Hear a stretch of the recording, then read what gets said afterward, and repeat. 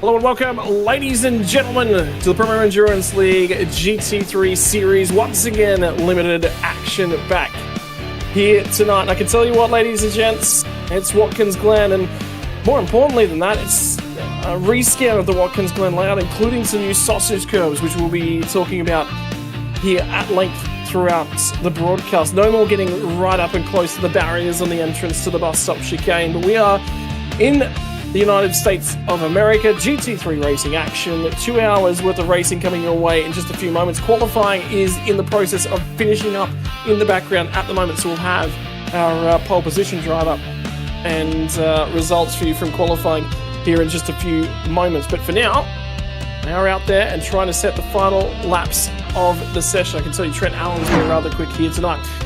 It'll be Hamish Munro alongside myself, as well as somebody I spent far too much time with over a weekend, a couple of weekends, last weekend in fact. It will be Pete Baxter, who joins the commentary box. And Pete, what did you learn from spending a weekend with me in a tiny little camper? Hamish, I'm twitching still. Can you help me and jump in whenever you can? I'm sure there's many a story that has come out of that weekend, Pete. And you made your bed, you now lie in it. No, I do. And to be honest, mate, Scotty talks as much in the car and in the camper van and at the track. The good thing at the track is he knows heap of people. So I just said, Scotty, you go and do your thing. I'm just going to be here enjoying the race. Great to be back here with you boys. I loved commentating with Hamish last time out, and Scotty, to have you back in with Hamish and I is actually a real privilege as far as I'm concerned. But I'll tell you what, I've learnt a couple of things already about jumping around and talking to the teams, and these things you've got to know. So first up tonight, you've shown the weather, but we've also got to talk about, we've got 100% fuel tanks tonight. So we're talking about just under 1 hour fuel tanks, which is essentially it's a one stop with a safety car, or it's a two stop, one plus a splash. So we've got some really interesting strategy coming up tonight with Watkins Glen.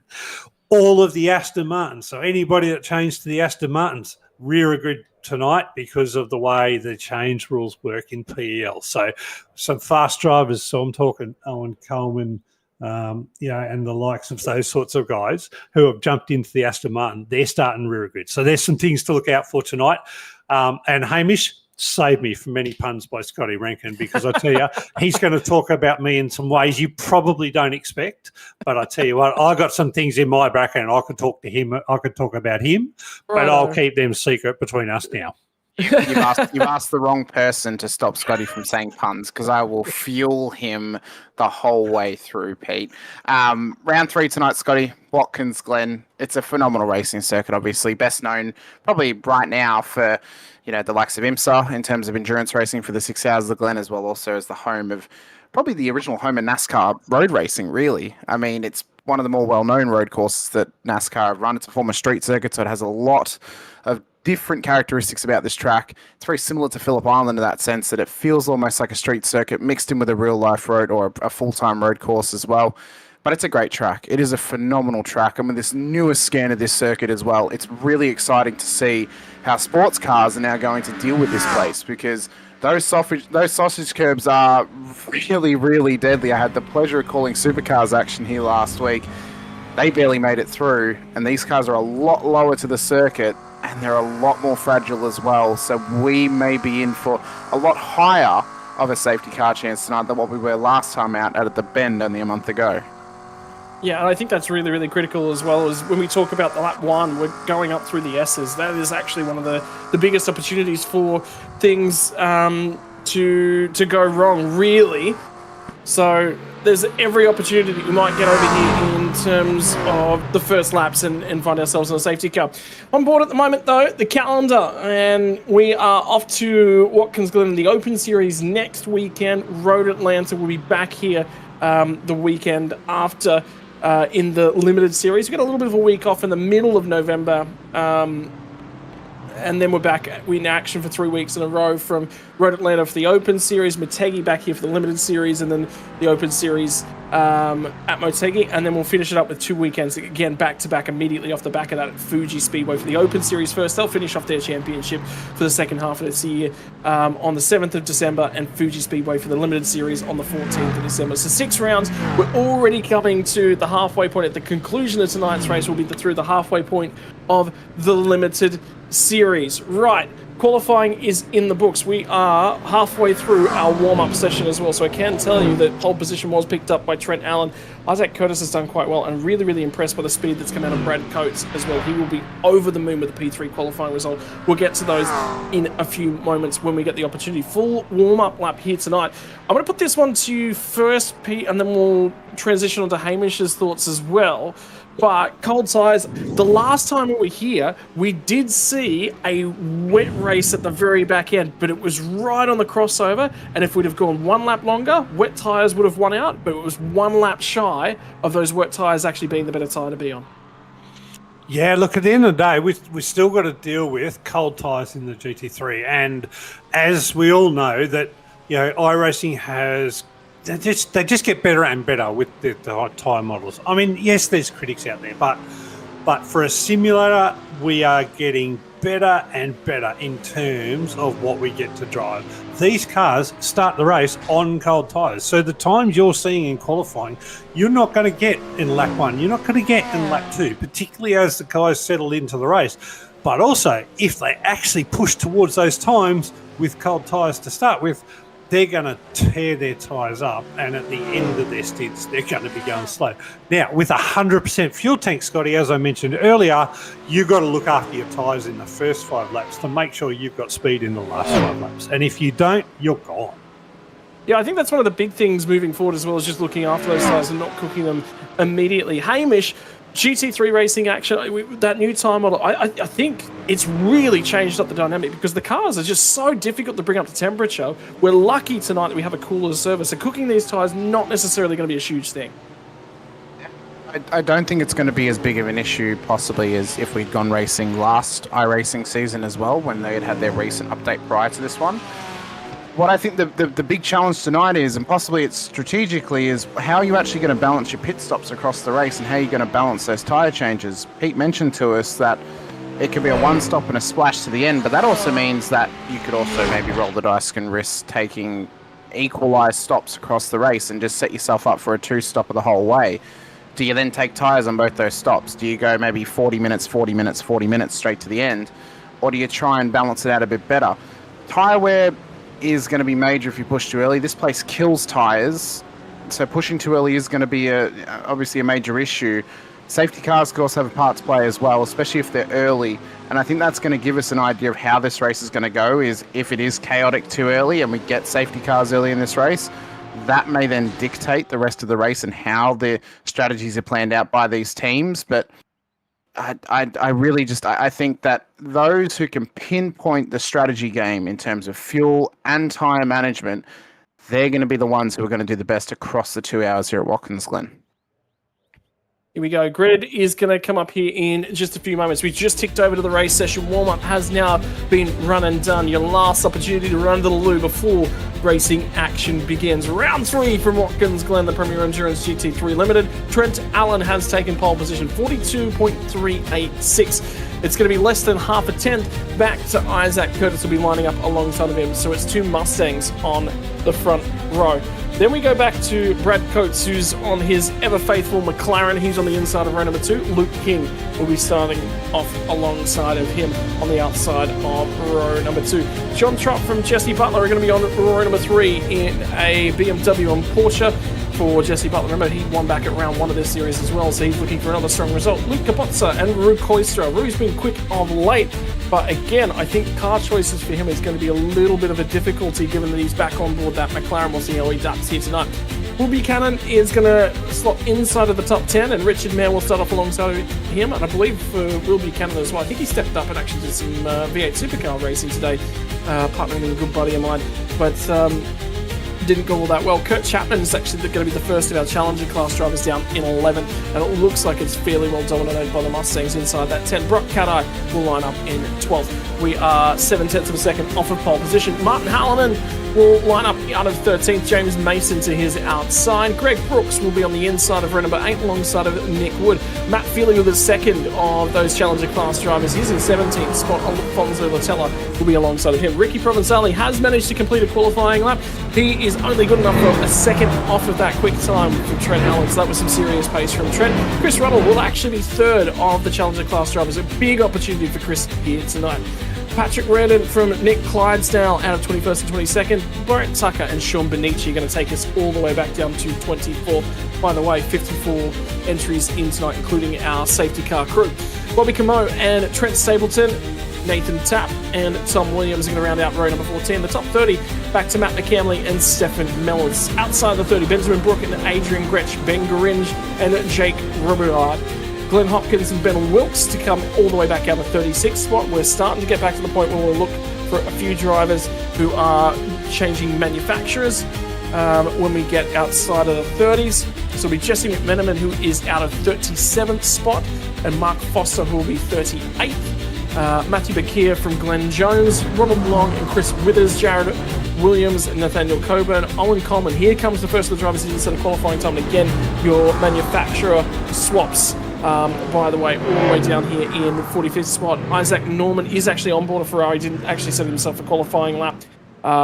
Leith McClimate is on board a Lamborghini for him as well.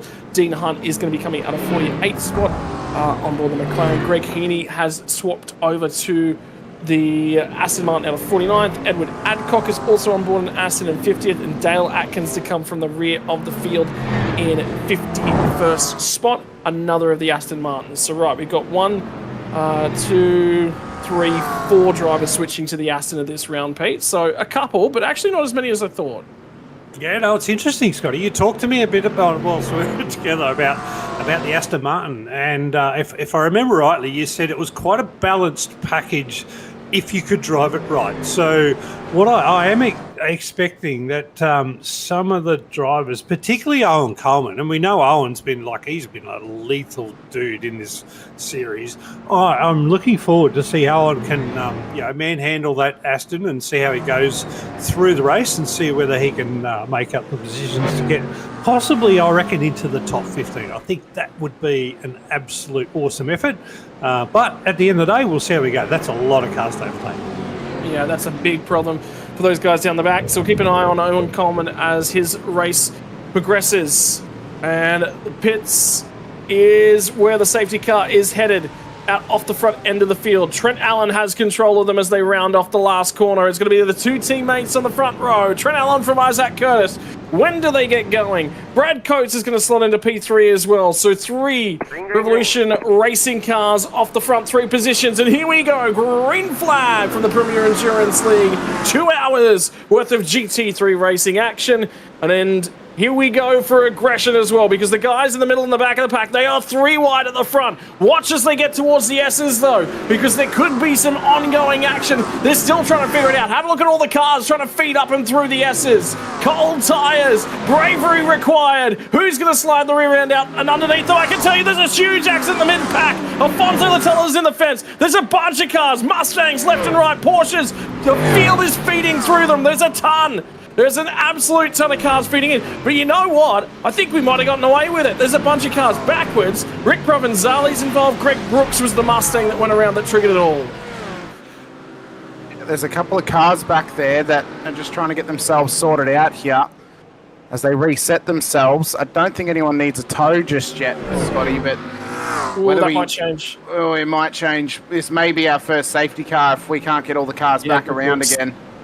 This is a tough start of the race. Brooks has towed back to pit lane. Interesting point as well, a couple of cars not making the actual end of the warm-up lap. Matt Feely had to tow back to pit lane, and Jesse McMenamin started from pit lane, although he hasn't actually started this race either. So that's 2 drivers already down. Leith McClimmon has also not started the race either. Right. So we're back to the 50 or so competitors that we were looking for.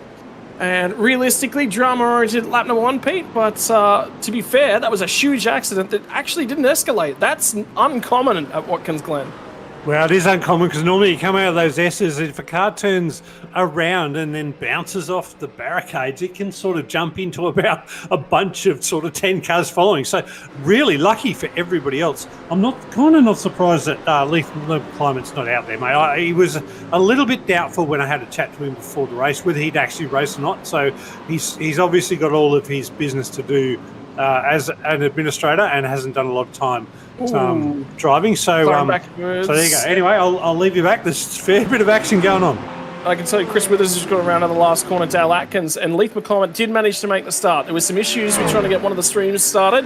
That didn't work. He has managed to get back out there, so he is indeed turning laps. It's all the way down the back end of the field. There is some big splits. Brock Caddy was trying to go down the inside of Martin Hallen on the way to the bus stop. This little battle just up the road. Kurt Chapman was looking aggressive with Rue Koistra. Now, last season, Rue was on board the Acura, making the swap over after the tyre update. It hasn't gone in the Acura's favour. That's been a tricky part of things, but Trent Allen did get away well. He leads from Isaac Curtis. 2 Mustangs to lead us down into the toe of the boot on lap number 2. And I don't know if that was a touch of grass on the outside for Trent Allen, but he just barely got away with that one. So let's check out what's happened off this race start. This was a huge incident, Scott, up through turn 2, 3, and 4. This here, though, this is actually the start of the wipe lap, so we'll have to wait until they come back around again, apparently. So here we go.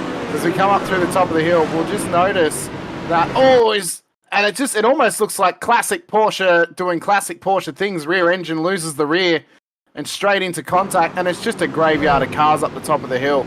But the avoidance of a lot of cars through that pack, though, really well done for a lot of drivers with this many cars involved in this race, and so many of them approaching that moment because it was so high up the timing tower. It's actually very lucky that not more of them were actually involved in that incident there, Scott.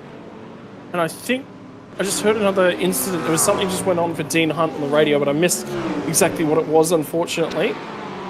And he's trying to get to pit lane. No, there's somebody else that's going to pit lane. Ronald Long's just gone to pit lane. There might be some damage on board Dean Hunt's car. Yeah, there is in the right front corner. So something's just happened to him. This is further up the field. And the other one I wanted to keep an eye on was where has Owen Coleman gotten to in all of that. He's gotten to 32nd spot. He is already plus 13. Nick Wood bouncing in and over the curbs. New anti-cut curbs at Watkins Glen. He used to get right up against the barrier on the right side of the entry to that chicane, Pete. Yeah, but you can't sort of do that as much anymore. So, however, you can, if you keep it really tight, you can gain lots of speed here with the new things because you can sort of use the curbs and it'll actually help the car turn a bit. So, no, absolutely. So I did see a little bit about Dean Hunt's incident. He was coming off the boot just in that tight left-hander and he's had it coming together with another car. A little bit of a spin and a turnaround, lost a few positions, but he's got going again. Did witness that little moment from Martin Hallen as well. He's dropped it behind Nick Wood as a result, but caught the car. So that's the big critical thing. This is the run up and into the heel of the boot now. And nothing doing as a part of that one. And it'll be just slot in, look after the car as well. Got to keep half an eye on how the Challenger field is going just in the background. Like I said, Kurt Chapman leads the way. He's at a 10th at the moment.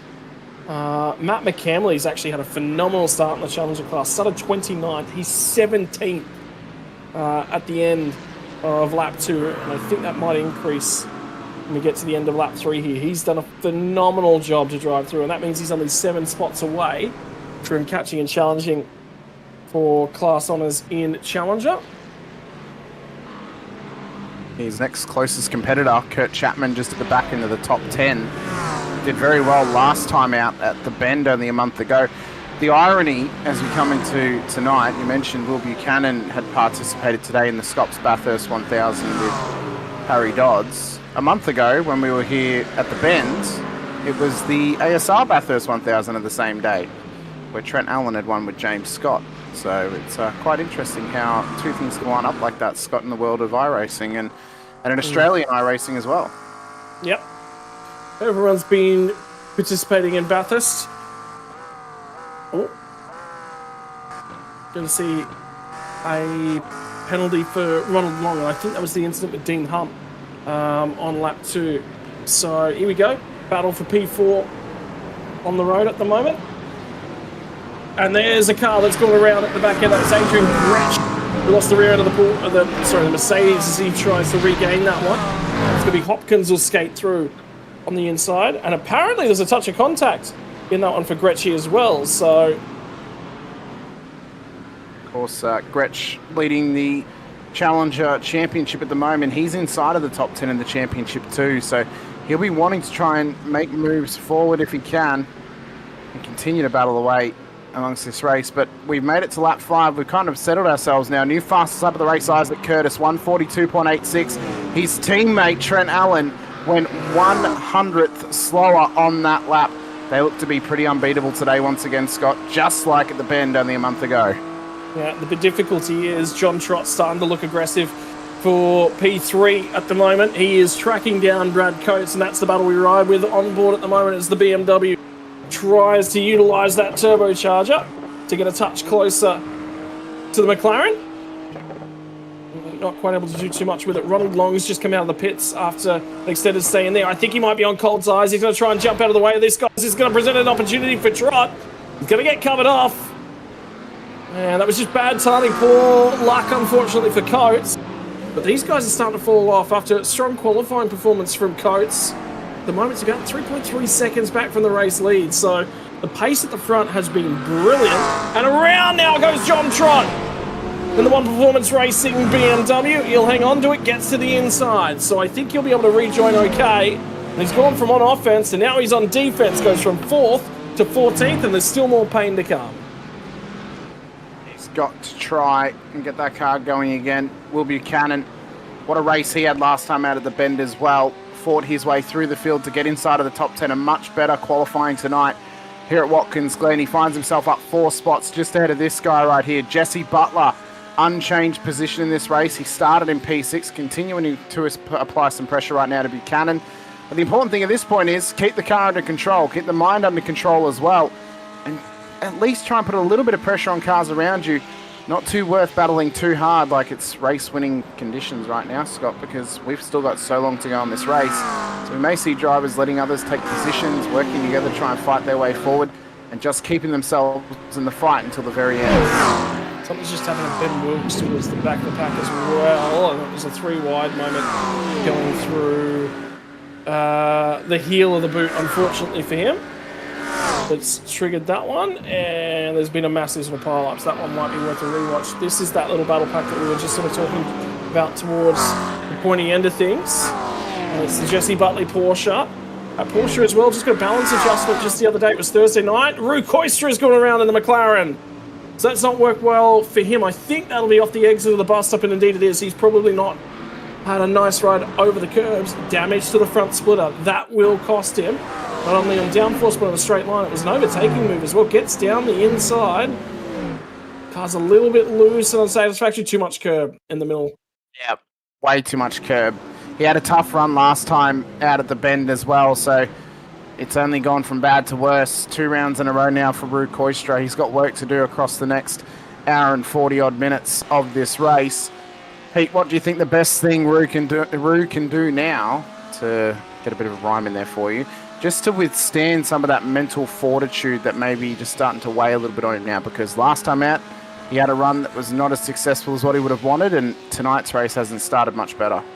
Well, Hamish, I think we've seen in 2 races now, Rue's actually had some speed, but he's had a little bit of unlucky driving, whether it's been his own cause or whether it's in other cars. I did have a chat with him before the race, and he was sort of working on his car settings just to making sure that he could get the front to turn better.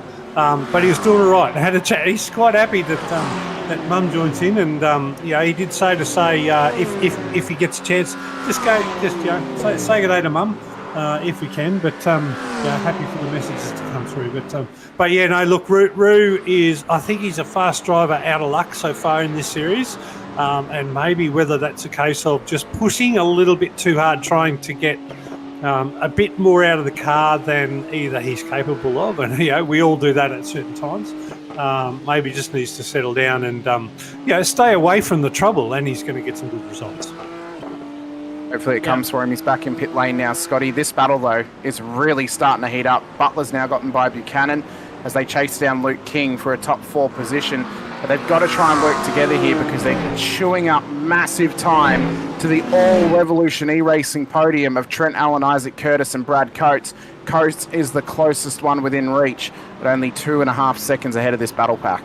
Well, the thing is, Jesse Butler in the most recent lap actually ran a 43.7, and I think that might have included the overtake at the same time. Coates ran a 44.6, so he's struggling with that McLaren as it currently stands. So he's in a world of hurt, which means this little pack should actually start to pull their way back up. I do wonder whether or not Brad Coates might be thinking about a little bit of fuel saving. That might have stretched that margin out to that lead group. There's going to be a little bit of a mistake, by the way, for Luke King off the final corner. Jesse Butler's going to go side by side with him on the run down the hill to turn 1. King is going to back out. Porsche is going to get to the outside. They're actually going to make contact, and Butler's forced to bail out. There is a big old bump out on the other side. The big beneficiary in all of this will be Buchanan through the 4th spot. Now on the outside still for Jesse Butler. So that touch of contact has actually cost him 3 spots in all of that. So he's not going to be all that happy with Luke King.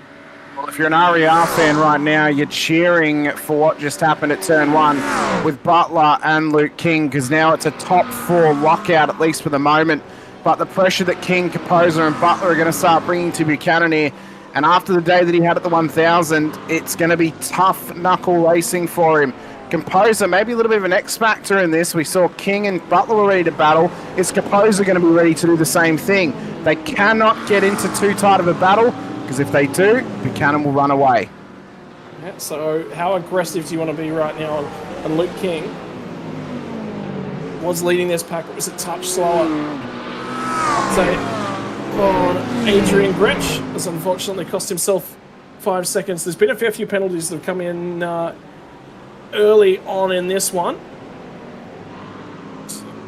The bills from race control have been hefty. There's another battle deeper in the field. I think that's going to be the thing we're going to see all night long, is just with the raw number of cars. There's going to be overtakes at all points in time. So Adcock's going to drop in ahead of Clydesdale.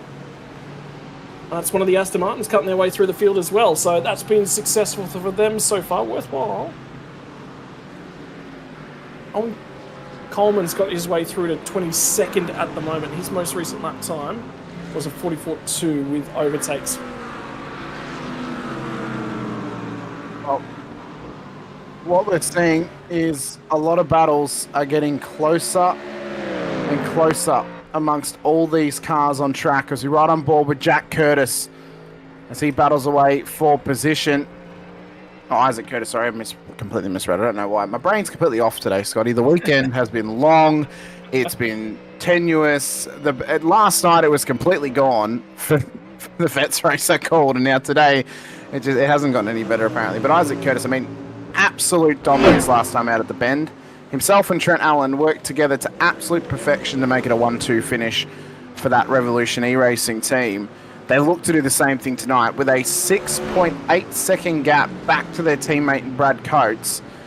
And with John Trott far down the order, this looks like he could give up maximum points tonight to the current championship leader in Trent Allen, who's also leading the way for this race. John's going to have work to do if he wants to get this car back into the top 10 and if he wants to get back into podium contention by the end of it. What we've seen, though, is we saw, obviously, early in the race, it was quite chaotic, obviously, lap 1, turn 2, 3, and 4, but they've eased into things now, and it almost seems like could it be that we go green the whole way, Scott? Because, well, barring a big mistake, they're looking pretty tidy at this stage.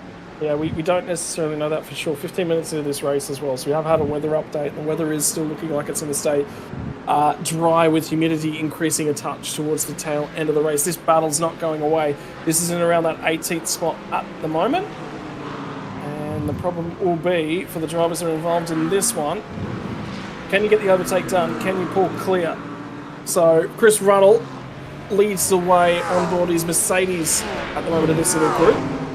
And then we've got Benici and Nathan Tapp. Nathan Tapp's thinking about a dive down the inside. Brent Tucker was trying to distract him with everything he could do in the mirror. Tapp went for the dive, but didn't get great drive off of turn 1. That's going to make him vulnerable up through the S's if they can carry speed. But Tucker's not quite been able to make any We've just had a big incident, Scott. We've just had a big incident. There's a Porsche spun round with a blown engine at the final corner. He cannot move, and he is in a dangerous position. It is Glenn Hopkins. There's a car around the bus stop. Oh, and one's just gone. That's James Mason. James Mason has just gone off the track in that McLaren. We've seen the McLaren's already struggling tonight with rear-end grip. And you have a feeling that, well, the bus stop plus thick chicanes plus McLaren does not end very well for a lot of drivers here. Rook Koistra is already at fault of that, and so is James Mason. But that's multiple cars now that have been caused damage by that corner, specifically McLaren's at this stage. And if you're Brad Coates, you are worried. This is what happened with Glenn Hopkins. Gets into the grass on the tip end of the final corner. And big one. It's difficult to blow the engine in the Porsche, because normally if you nose yourself into the barriers, well, the Porsche engine is in the rear. This was the incident that happened just ahead of that pack that we were looking at. Too much curb, too hot in the first one. We've got a safety car, Scott. So this has now changed the race. So Richard Mayer has stayed out. All the front runners are coming in, because I think they realise at this point, Scott, they can take their splash now and get home with one more stop from here. The tricky thing. Yeah, that's exactly right, Hamish. That is exactly right in terms of the safety car strategy. So, yeah, I'll come back to you in terms of some other chats when you're ready. Yeah, I was just going to say, there'll be a little bit of tyre gaming in this one as well. See the number of cars that have actually gone up on the jacks? It's not every car. And the problem is, fuel will not cover tyres in this instance, but you can take left-hand side tyres. They're the working side tyres around here. That potentially could be an option, Pete. I'm guessing you'll probably have a look at a few of these cars, but I need your read on the strategy here, because Mayer has stayed out and he's not alone. No, I think a few cars will stay out, because, to be honest, it is quite early in the race, and there is, unlike what you said before, I think there's a higher potential for another safety car coming, because there's not a lot of runoff at this track. You hit barriers and you come back on the track. So I think there's more safety cars to come. Scotty, I think absolutely spot on. You won't cover full sets of tyres in GT3.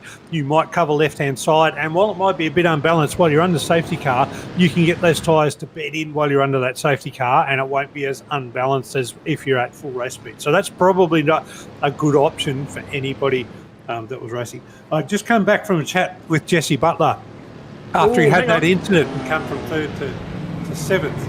It was interesting, because Jesse was talking to me before the race started, during qualifying, saying that he was working on the balance at the rear end of the Porsche.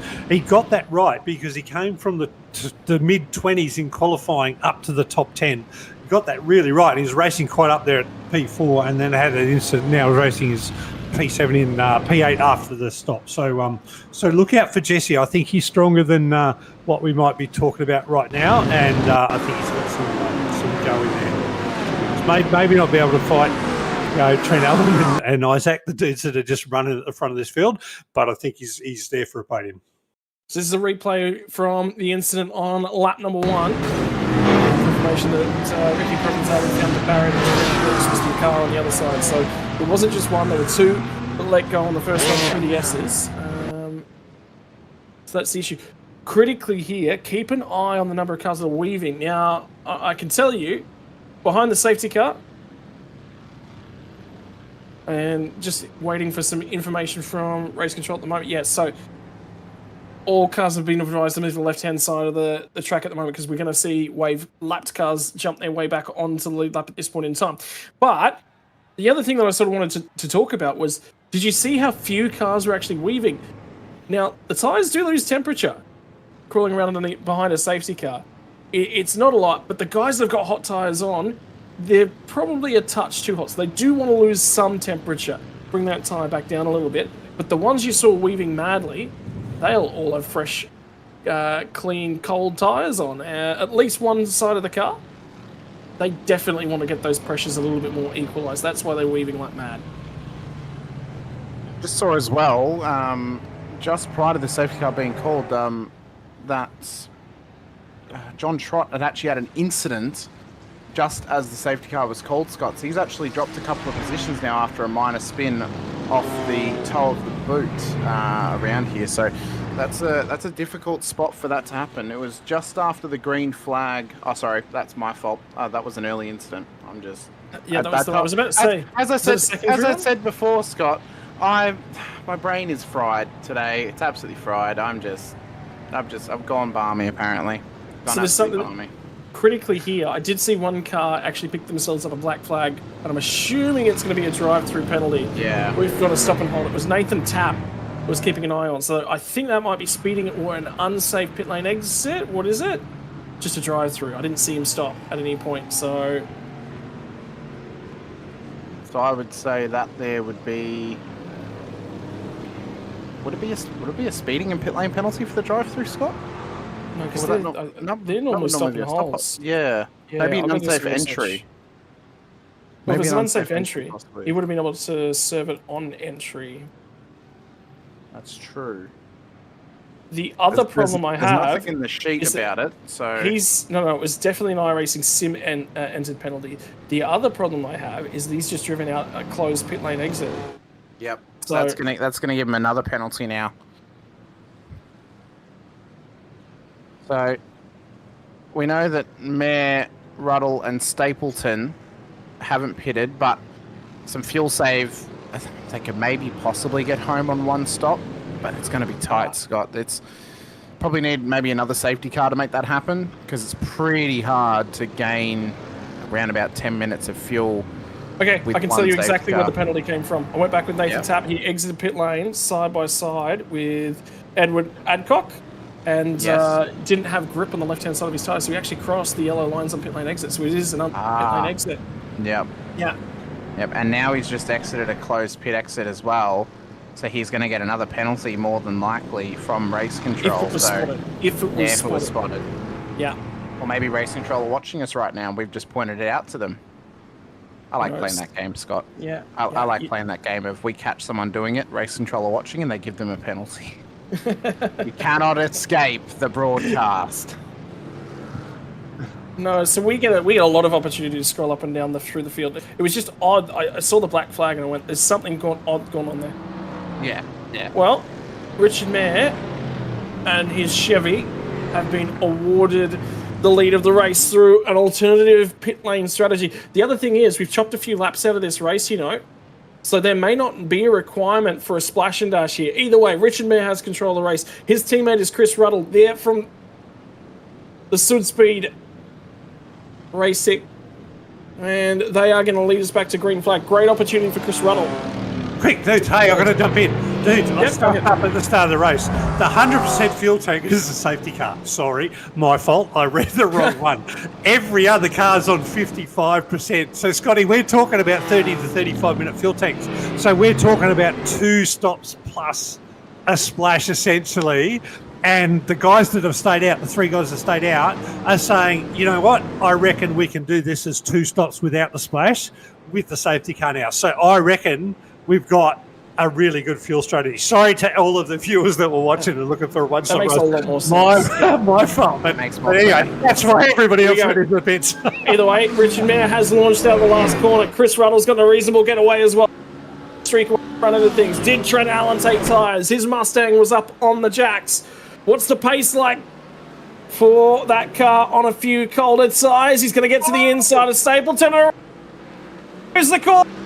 Come on. And now it's going to impact our race leader. Stapleton's got massive damage. He's caught up Isaac Curtis as well. Brad Coates is going to go through into the lead, the effective lead of the race. Chris Ruddle streaking away. So Mayer's tyres were cold. He didn't get a good launch. There are multiple.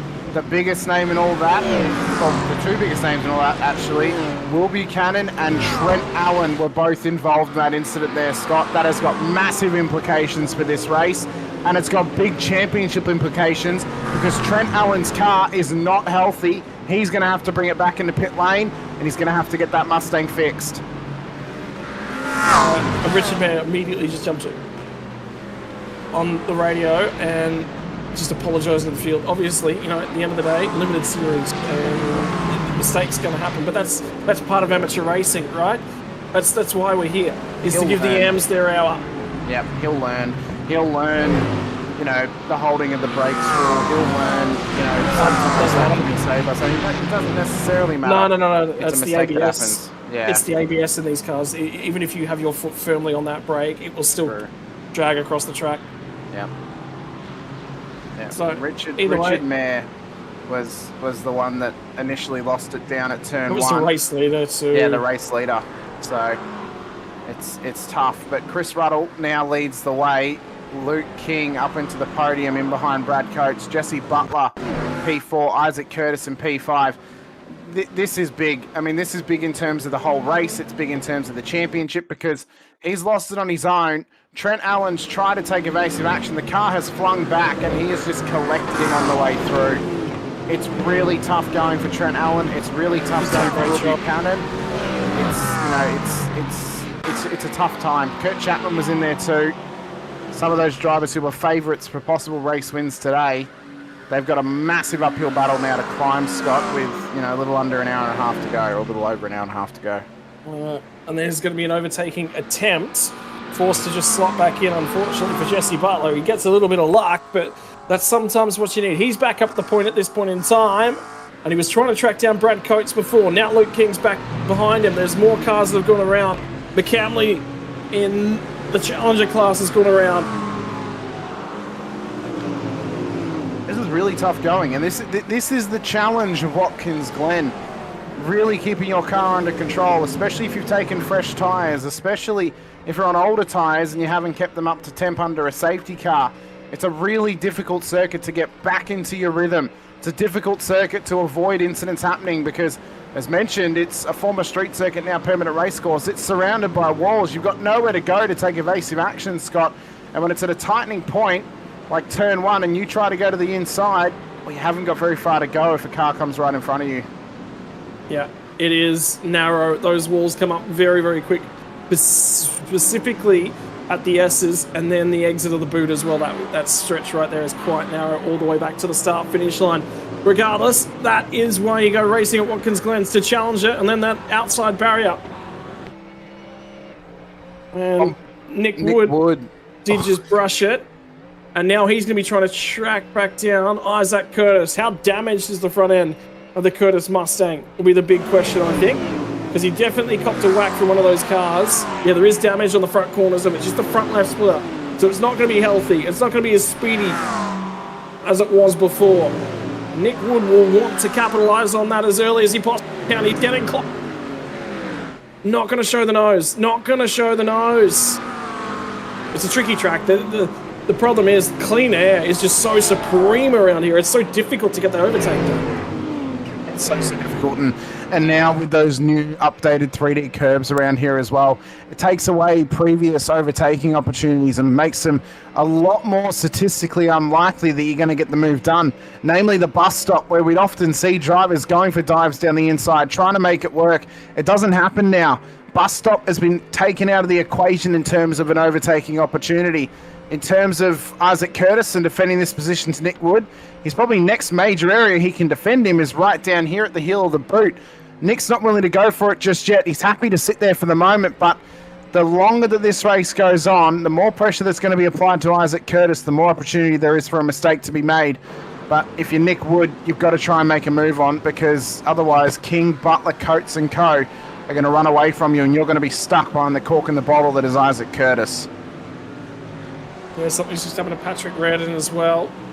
And Chris Ruddle's going to come into the pit lane from the lead right on the half an hour mark. So that's going to go close to maybe not eliminating that splash and dash as well. If he's only made half an hour with a couple laps in the safety car, could be in a little bit of trouble on board that Mercedes at this point in time. Either way, Brad Coates now has the lead. He's under pressure as Jesse Butler and Luke King are going to go after him. And the twists and turns of Watkins Glen have struck yet again, Pete. What have you managed to find for us? I just come back from the AITT team, and it's mixed emotions down there. Obviously, the boys that got it caught up in that restart, their heads are down, but I tell you what, they're prepared to fight back and have a bit of a go. So Isaac and Trent, and they reckon they got a little bit of car damage, but they're going to stay in there, have a bit of a go. They're looking for me to give away strategy. I tell you what, Brad Coates out the front.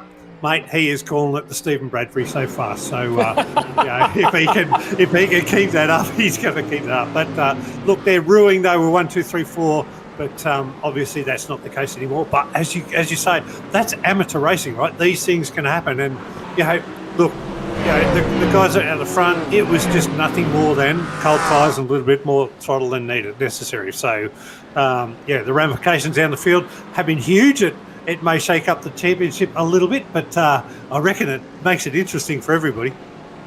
Yeah, it's given us a real mixed bag of a race at this point in time.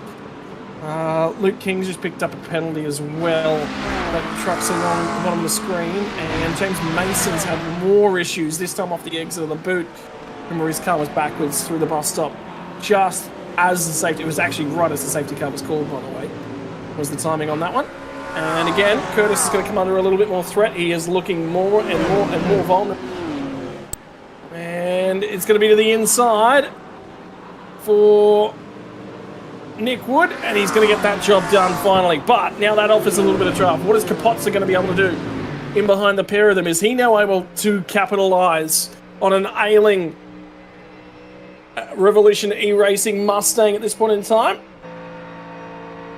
And Curtis is going to actually show the nose. So he's actually got a pretty stout race car in a straight line. It looks like Nick Wood wasn't actually able to carry a whole bunch of speed off of the S's. And gets through. So again, Curtis is having... You just see the issues he's having with the downforce of that car. He needs a little bit of turn in the front end of that, Hamish. Yeah, the front end is really hurting. Straight line speed is completely fine, but it's through the corners that he's hurting right now. We noticed Nick set himself up only a few corners prior to get it done at turn 1.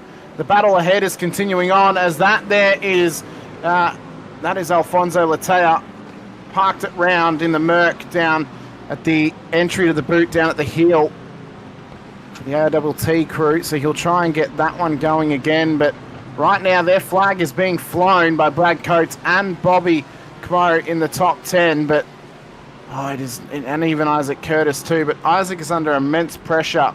Adrian Gretsch battles away, leader of the Challenger Championship at the moment, as well as Leith McClement, who's back out there for PEL. There's an issue. There's another issue. Yep, there is. The bus stop. Yep, there is. And it's Nathan Tapp, who's spun round 2 meatball flags. There are 2 meatball flags here. Could this be another safety car, Scott? Yeah. Yeah, that it is. Alfonso Latella's still been involved in things, so there's going to be a few pit stops that are being made. Leith McClimate stopped into the pit lane. Yeah, so's Ben Brook. Could be sound. I mean, what have these guys got to lose, Scott? Leith's up 22 positions from the back of the field. He's got nothing to lose at this point. Take the gamble, roll the dice, see where they land, see if you can come up trumps, but a couple of drivers are coming in. They're expecting a safety car because Latea and Tapp have not moved. They've not towed back to pits just yet. They can confirm it's been called. Yep. Because Brad Coates and co are coming around to the toe of the boot. Isaac Curtis is still battling away, but the race leader, what does he do? What's the strategy here? Do you come in? Do you splash it with a bit of fuel? Or do you stay out and hope that the track position is going to benefit you more?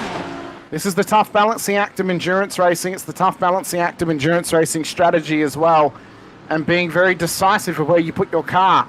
I think for Brad Coates, safest bet, Scott, is probably just take the track position, save the fuel under the safety car, and maybe risk taking a green flag stop later in the race. Yeah, there was just a little bit of confirmation from the race control as well about positions in the queue.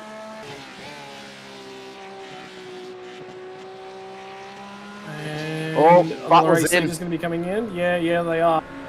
Coates stayed out. King stayed out. They've all stayed out. Butler and Curtis are in. I mean, Curtis surely was always going to come in, Scott. He's got to try and get that car fixed. There's a huge gap being formed in the train at the moment because there's a bunch of cars still going slowly. Yeah. Oh, the safety car's out there. There it is. Yeah. But Ben Wilkes is crawling around the circuit, causing a massive pile of cars behind him. They're all going to lose position. Yeah, the pace. Where is Ben on track? He's just coming out of the boot now. He's actually just come out of turn 9. So. And that's that's from earlier. same That's incident as the earlier. incident just after going green. Yeah. So this is the problem now, Scott, when drivers, when the safety car's called and they take it a little bit too cautiously, this will be frustrating the cars behind Ben, because he's holding them up right now by going slow when they've been nowhere near the safety car train. He's had another issue. Hamish, let's call it out for what it is. That is bullshit driving. It You know, is. if you're under safety car conditions, you are essentially race pace up until the point that you're at pit exit where the safety car comes out. I If you're holding cars up, you are holding cars up and allowing people to have a free pit stop. If you've got teammates in that group in front of you, you have just cheated. I'm going to call that out for what it is, Ben Wilkes. That is shit driving. Well, I saw him. I watched him. He was swerving and keeping the tyres up to temp, but he was a world away from the safety car. And I have to agree with you, Pete. I think it's ridiculous. I've seen it many times before where drivers have held up other cars because they're going too slow under safety car. The ruling is you got to go at a safe race pace. It's not a safe race pace for him to do that. Dick Johnson Racing got fined $100,000 at Bathurst in 2018 2018 for that. So, I think we should find Ben Wilkes $100,000 then as well, Pete. That's absolutely rubbish. Keep the parity correct. Rubbish racing. Ben Wilkes, you are on my shit list. Come and chat with me. I'll have a crack at you, mate, because that is really poor safety car etiquette. That is the worst safety car etiquette I've seen in a long time. Guys, get out there. It is flat out until you get to the pit exit line, because essentially you can make positions, you can break positions, but that was terrible. Yeah, there's a bunch of guys that would have lost time in the middle of that, unfortunately. So, either way, Q's been reconnected. So Wilkes was 23rd and will maintain 23rd. Basically, every car ahead of him has just got a free kick of a free pit stop. There's actually a bunch of cars that have stayed out on this one, which is basically... There's only a few cars that have actually come for a pit stop under this this safety car right here, and it starts from Jesse Butler. So Jesse Butler, Isaac Curtis. So it was a great opportunity for Isaac Curtis to get a free repaired car as well. Yeah. So he's taken that opportunity. John Trott got in and out as well after his couple of spins on those tyres. Bobby Camo got in and out as well. And Owen Coleman got in and out. So there's sort of 5 or 6 drivers who have taken the opportunity. Trent Allen did as well. He took that opportunity to get his car, even if not fixed completely, fixed up a little bit for the free amount of time he was in pit lane. So that's worked out well for Trent Allen just for the moment. We'll see if he continues to fix that car across the next few stops of this race. But an hour and 20 minutes, we've still got a long way to go. Still anyone's race. We saw what happened last time, Scott, on the safety car restart. It could happen all over again with Brad Coates, especially with how these McLarens have been racing tonight. Will he make it past turn 1? Quite possibly, but the bus stop's really going to be where he's wincing as he enters it for the first time. Yeah, we'll see. We're just dealing with wave buys at the moment, so that's what's going on. Effectively, guys getting back onto the lead lap. So, sort of a little bit of a recap at the moment. There's been 2 safety cars and 3 restarts so far. Starts and restarts so far. Incident on lap 1 took out a couple of cars, including Greg Brooks and Rick Provenzali. Since then, we've had issues for a few cars, and then the restarts have been the real issue. Cold tyres have just been disastrous for these guys to get back underway. Most recent one for an issue with Alfonso Latella. Unfortunately for him, and I thought the other one it wasn't Nathan Tapp, it was someone else. I think it might have been 94 Trent Stapleton who was off at the exit of the bus stop. So 40 minutes in, we have ticked over the 1/3 race distance. I believe the splash and dash might just have been eliminated now. The question will be, does 2 safety cars turn into more? Brad Coates has control of the field at this point in time. We're getting set for a restart. Pete, strategy up and down the field. There's a couple of cars that took that free kick. I'm not convinced that we're only 1 stop to the end. So we're 80 minutes to the end. So that's 2 40-minute stops. We know that at 60% fuel capacity, the drivers have been pitting at about the 38 to 40 minute mark. So we're at 55% fuel capacity. I still got a gut feeling that without another safety car, we are one stop and fuel saving at least to get to the end. So I don't think it's flat out. Strategy is kind of interesting. So those that pitted just then, I think if particularly the guys that didn't pit in the first time and just pitted then, I think they're in a better position. But essentially, we're not there just for one stop just yet. Righto, safety car's going to pull away at the head of the field at the moment. I can tell you Brad Coates just won the middle split of Gentlemen's Sim Racing Club for the last season, so he is riding on a high, and he's been working on his racecraft and working on his ability to get better and better. This will be a big opportunity for him. He will feel a little bit of the pressure, I can tell you as well, having sat through him through that experience. He also doesn't like guys talking to his ear when he goes racing. Quite quietly spoken as Brad Coates, but he loves to get the banter going as well. You must hate it when Pete shows up randomly for a chat with him mid-race. Yeah, look, that's probably not helpful to him, but for drivers that like a little bit of quiet, they tend to have a mute button bound. I can tell you Brad does have that bound and ready. Field is under his control. I feel like Brad will probably want to launch quite early. Get a good run. Yeah, indeed he does. He goes right now. So he's got a great launch. Luke King will be in behind him. Nick Wood in third.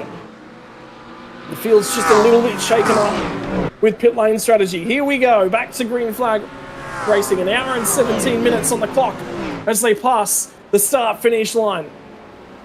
It was looking like it was going to be a 70-lap race. Now underneath 65 at this point in time. Looks to be the distance, and we've lost another Mustang from the front end of the field. No, he's okay. He's okay. I don't think if he kissed the wall, it was only a little kiss. It wasn't a big kiss.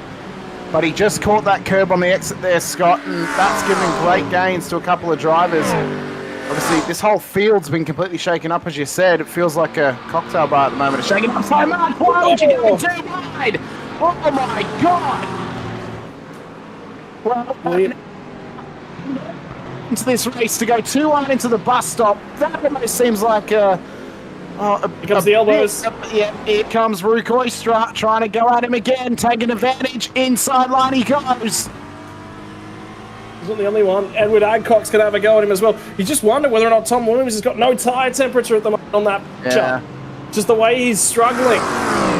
He's trying to build up those temperatures and pressures. Here comes the battle up for our race leaders. This is on for P2. Luke King at the moment has it, and Nick Wood would like to take it off him if he can. There's been an issue for Chris Ruddle, unfortunately, the tail end of the field. I think he's in the tow barriers at this point in time. Again, Coates has the lead. Ben Wilkes has been found. No further action for contact that happened on lap 14. I don't think that was counted as the incident that happened under the safety car. No. But I mean that there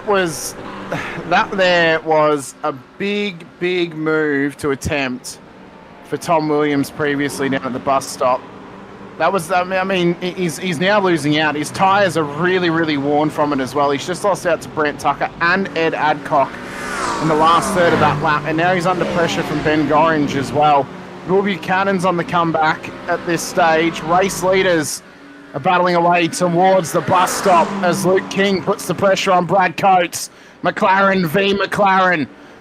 Got to be careful of the curbs. Nick Wood tucked right in behind him like a dustpan ready to pick up the crumbs if either of them make contact at any point here, Scott. But the pressure's on for the race lead. We've still got an hour and 15 to go. And the McLaren's noted for just being quite a nice balanced package that likes to rotate off the rears just a little bit. The Mustang's probably that, but a little bit edgier with the engine in the front, a little bit more grunt in the V8. But at the moment, McLarens have control, even though it was the Mustangs that qualified at the pointy end of things. With some strategy to play its way out. And that is a destroyed race car. Yep, that Fez is completely destroyed. That's big damage. Could this be another safety car, Scott? Because that rear end has been completely destroyed on that car. You'll notice when we get to the still shot of it, the rear right-hand side is completely disconnected from the car. Rear end comes round, bang, straight in the wall. And it's massive contact. And that thing could be done for the day. Yeah, there's a few cars involved. Kurt Chapman, Matt McKemley. Both going to get their way back to pit lane. No safety car as a result of those ones. So the battle up front will continue. And the leaders will be wanting this one to run a little bit longer as well, because they get an opportunity to spread the field out a little bit, which will absolutely assist their strategy. Well, Koistra's gotten his way through to 6th at the moment as well, and he's starting to chase down Sean Benici. So there'll be an opportunity for an exchange of positions up there. Is that fuel saving on board of Luke King? You saw him just back out just before the braking zone. It's one or two things, I think, Scott. It's either fuel saving, or he's just going on the side of caution in case he feels Coates makes a mistake into the bus stop and he wants some time to take evasive action if he possibly can. He knows there's over an hour left in this race. There's no point putting too much pressure on Brad, but just filling the mirrors enough that he knows you're there and he could possibly make his own mistake. He'll also have in the back of his mind that he's got Nick Wood on his tail, and if they start battling away, Martin Hallinan is going to get to them too. Here comes Buchanan on the inside. Gets past, and Williams is dropping right now. I mean, his car, something's got to be wrong with it. Something has got, now, whether it's when he came through the bus stop, and he made contact nearly through the bus stop when he came through, but John Trott right now is aggressive on board the OPR car. He wants to find moves. He wants to get back forward after some early mistakes in this race. Yeah, well, he's lost spots all of his own doing, and now he's going to have James Mason swing to his inside as well. So he's going to be defending left, trying to carry the momentum around the outside. If he can hang it on the outside here at turn 10, he'll get the inside 11 and better run down the straight. He's going to be pushed to the curb, still side by side, and will finally clear for position. But is he going to touch deep at the last corner? He has, which means that Mason's going to get the corner. So they're going to be vulnerable. Owen Coleman's just about to have a crack at Kurt Chapman, Dale Atkins just ahead of these guys as well. He'll get down the turn 1, backs out, does Mason. Nothing doing there. So for now, the safety cars have bred a little bit of aggression, and now there's a little bit of a battle further on down the road. But I think that's Rue Koistra as well. But the thing is, that livery, is that one of the Whiskey Business entries? Yeah, Sean Benici's going to have a little bit of contact, and now that's going to promote Edward Adcock with a good run through the chicane. Koistra grabs the spot. He's inside the top 5, and Adcock will probably have a crack at Benici here as well. Here comes the dive, big stand. Oh, here it comes, down the inside. Adcock gets it done, and the American is licking his wounds right now. He's back down to P7 on the road. Brant Tucker would love to add to that list of cars to have passed him. Is he struggling at the moment on board that McLaren? Has he overheated the tyres? Or is he just trying to pick up what he's lost in the last half of a lap? Because Koistra and Adcock made it look easy. Koistra got it done at the bus stop. Adcock into the boot. Is Tucker going to make it an end of lap 3 position loss for Sean Benici? They've settled in once again. I mean, but there's battles all across the road, Scotty. I mean, we don't even know where to look at this stage. There are battles everywhere. Anyone's game. Here comes James Mason. John Trott. Trott making slight rear end contact with the Aston Martin just ahead of him as he goes up the inside. Second to last corner on the Whiskey Business Racing Machine. Real loose. Got James Mason. And they're still going side by side. Incredible racing from them. And Mason's got the run on the 956. And it'll be on the run down to turn 1 to the inside, looking for the overtake. Still trying to go around the outside now for Mason. And they'll go side by side through the S's. This has got risk written all over it. Where's the... Is it going to be at the crest of the hill? They did bang wheels before tipping it into turn 3. They are still side by side. Now it's around the bus stop chicane. If Mason's going to get this done, he's going to be on the outside. He's going to have to go the long way around to the braking zone of the chicane. And it's going to be Atkins that ends up backing out. And he'll feed back in. And John Trott's had another issue. Is it John Trott? No, apologies. No, it's actually Isaac Curtis. He's had a big old moment through the bus stop. The problem being, this queue is just really sideways. Oh, there's a huge moment for James Mason as well. This is further up the road. This is still Koistra. So James Mason's just made contact with Isaac Curtis and got the job done for that position. This one's still cracking. But the field's shaking. This feels like more of a recipe for your favourite cocktail and not a motor race at this point. Well, we said it earlier, it feels like a cocktail bar, and mojitos are on offer for 2-for-1 specials because every single car is having a crack tonight. As here comes Greg Heaney.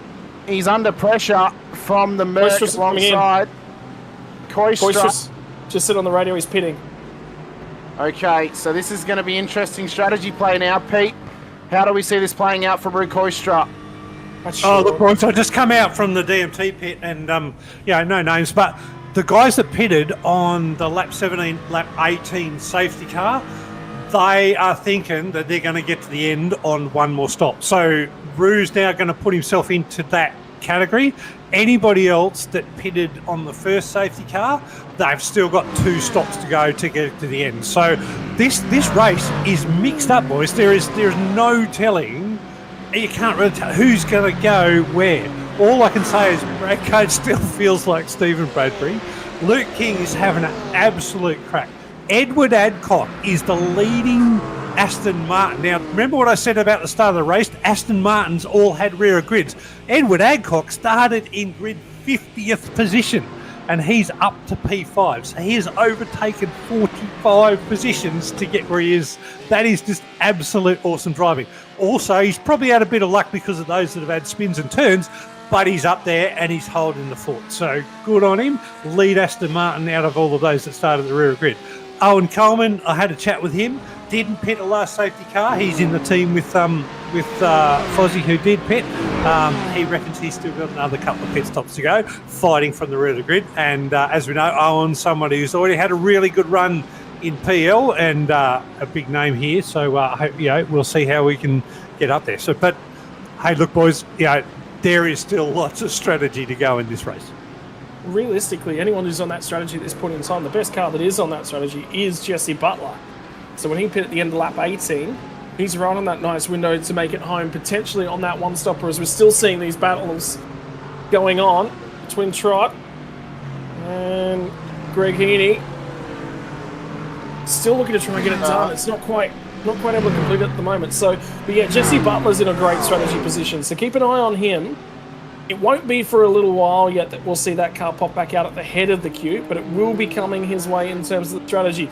The guys that are up at the point at this point in time, here comes Trott once more. Yeah, finally does get that job done, but then again, that BMW, hey, it's just me. He's already been around once tonight, but it's still looking unsettled in the rear as the fuel burns off. I think one of the main issues with the Beamer is as that fuel comes away, the rear end starts to get lively. We've already seen John be exempt to that issue already tonight, and he'd be hoping it's not going to happen to him again. There's big time penalties being handed out at the moment as well, Scott. 2 25-second penalties handed to Kurt Chapman and the way of Glenn Jones. Richard Maye's also just gotten himself a 10-second penalty too. So there's big time penalties being applied to drivers. Race controller on their work tonight. And then another, there it is there, the 10-second penalty for the 55 car. But these battles, they're intensifying every single lap we go on. The pressure's building. And with an hour and 5 minutes to go, it's anyone's game, whether it's Brad Coates at the front of the field, whether it's Trent Allen down 26 in P27, or whether it's Rue Koistra, who's just come through pit lane and back down to P37. Anything can happen at Watkins Glen. And as we ride on board with Nick Wood, putting the pressure on Luke King, could maybe feel an upset coming. Could it be a different Mustang on the top step of the podium tonight? Last time it was Isaac Curtis. Tonight, could it be the Entropy Sim Sports driver of Nick Wood in the 308 car? Because he's starting to put pressure on King and Coates ahead of him.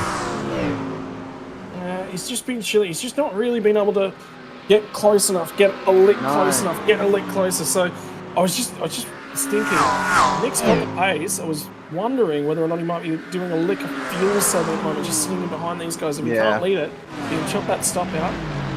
But at this point as well, at this point as well, you might as well fuel save. Here comes Butler though, inside line to the bus stop. Wants to get this job done, makes it look easy. Through he comes, and next on the list is Adrian Gretsch.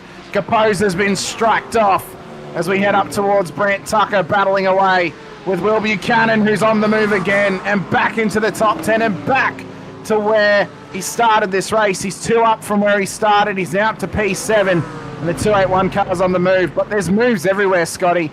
And as I said, it's going to keep happening. Yeah. Yeah. And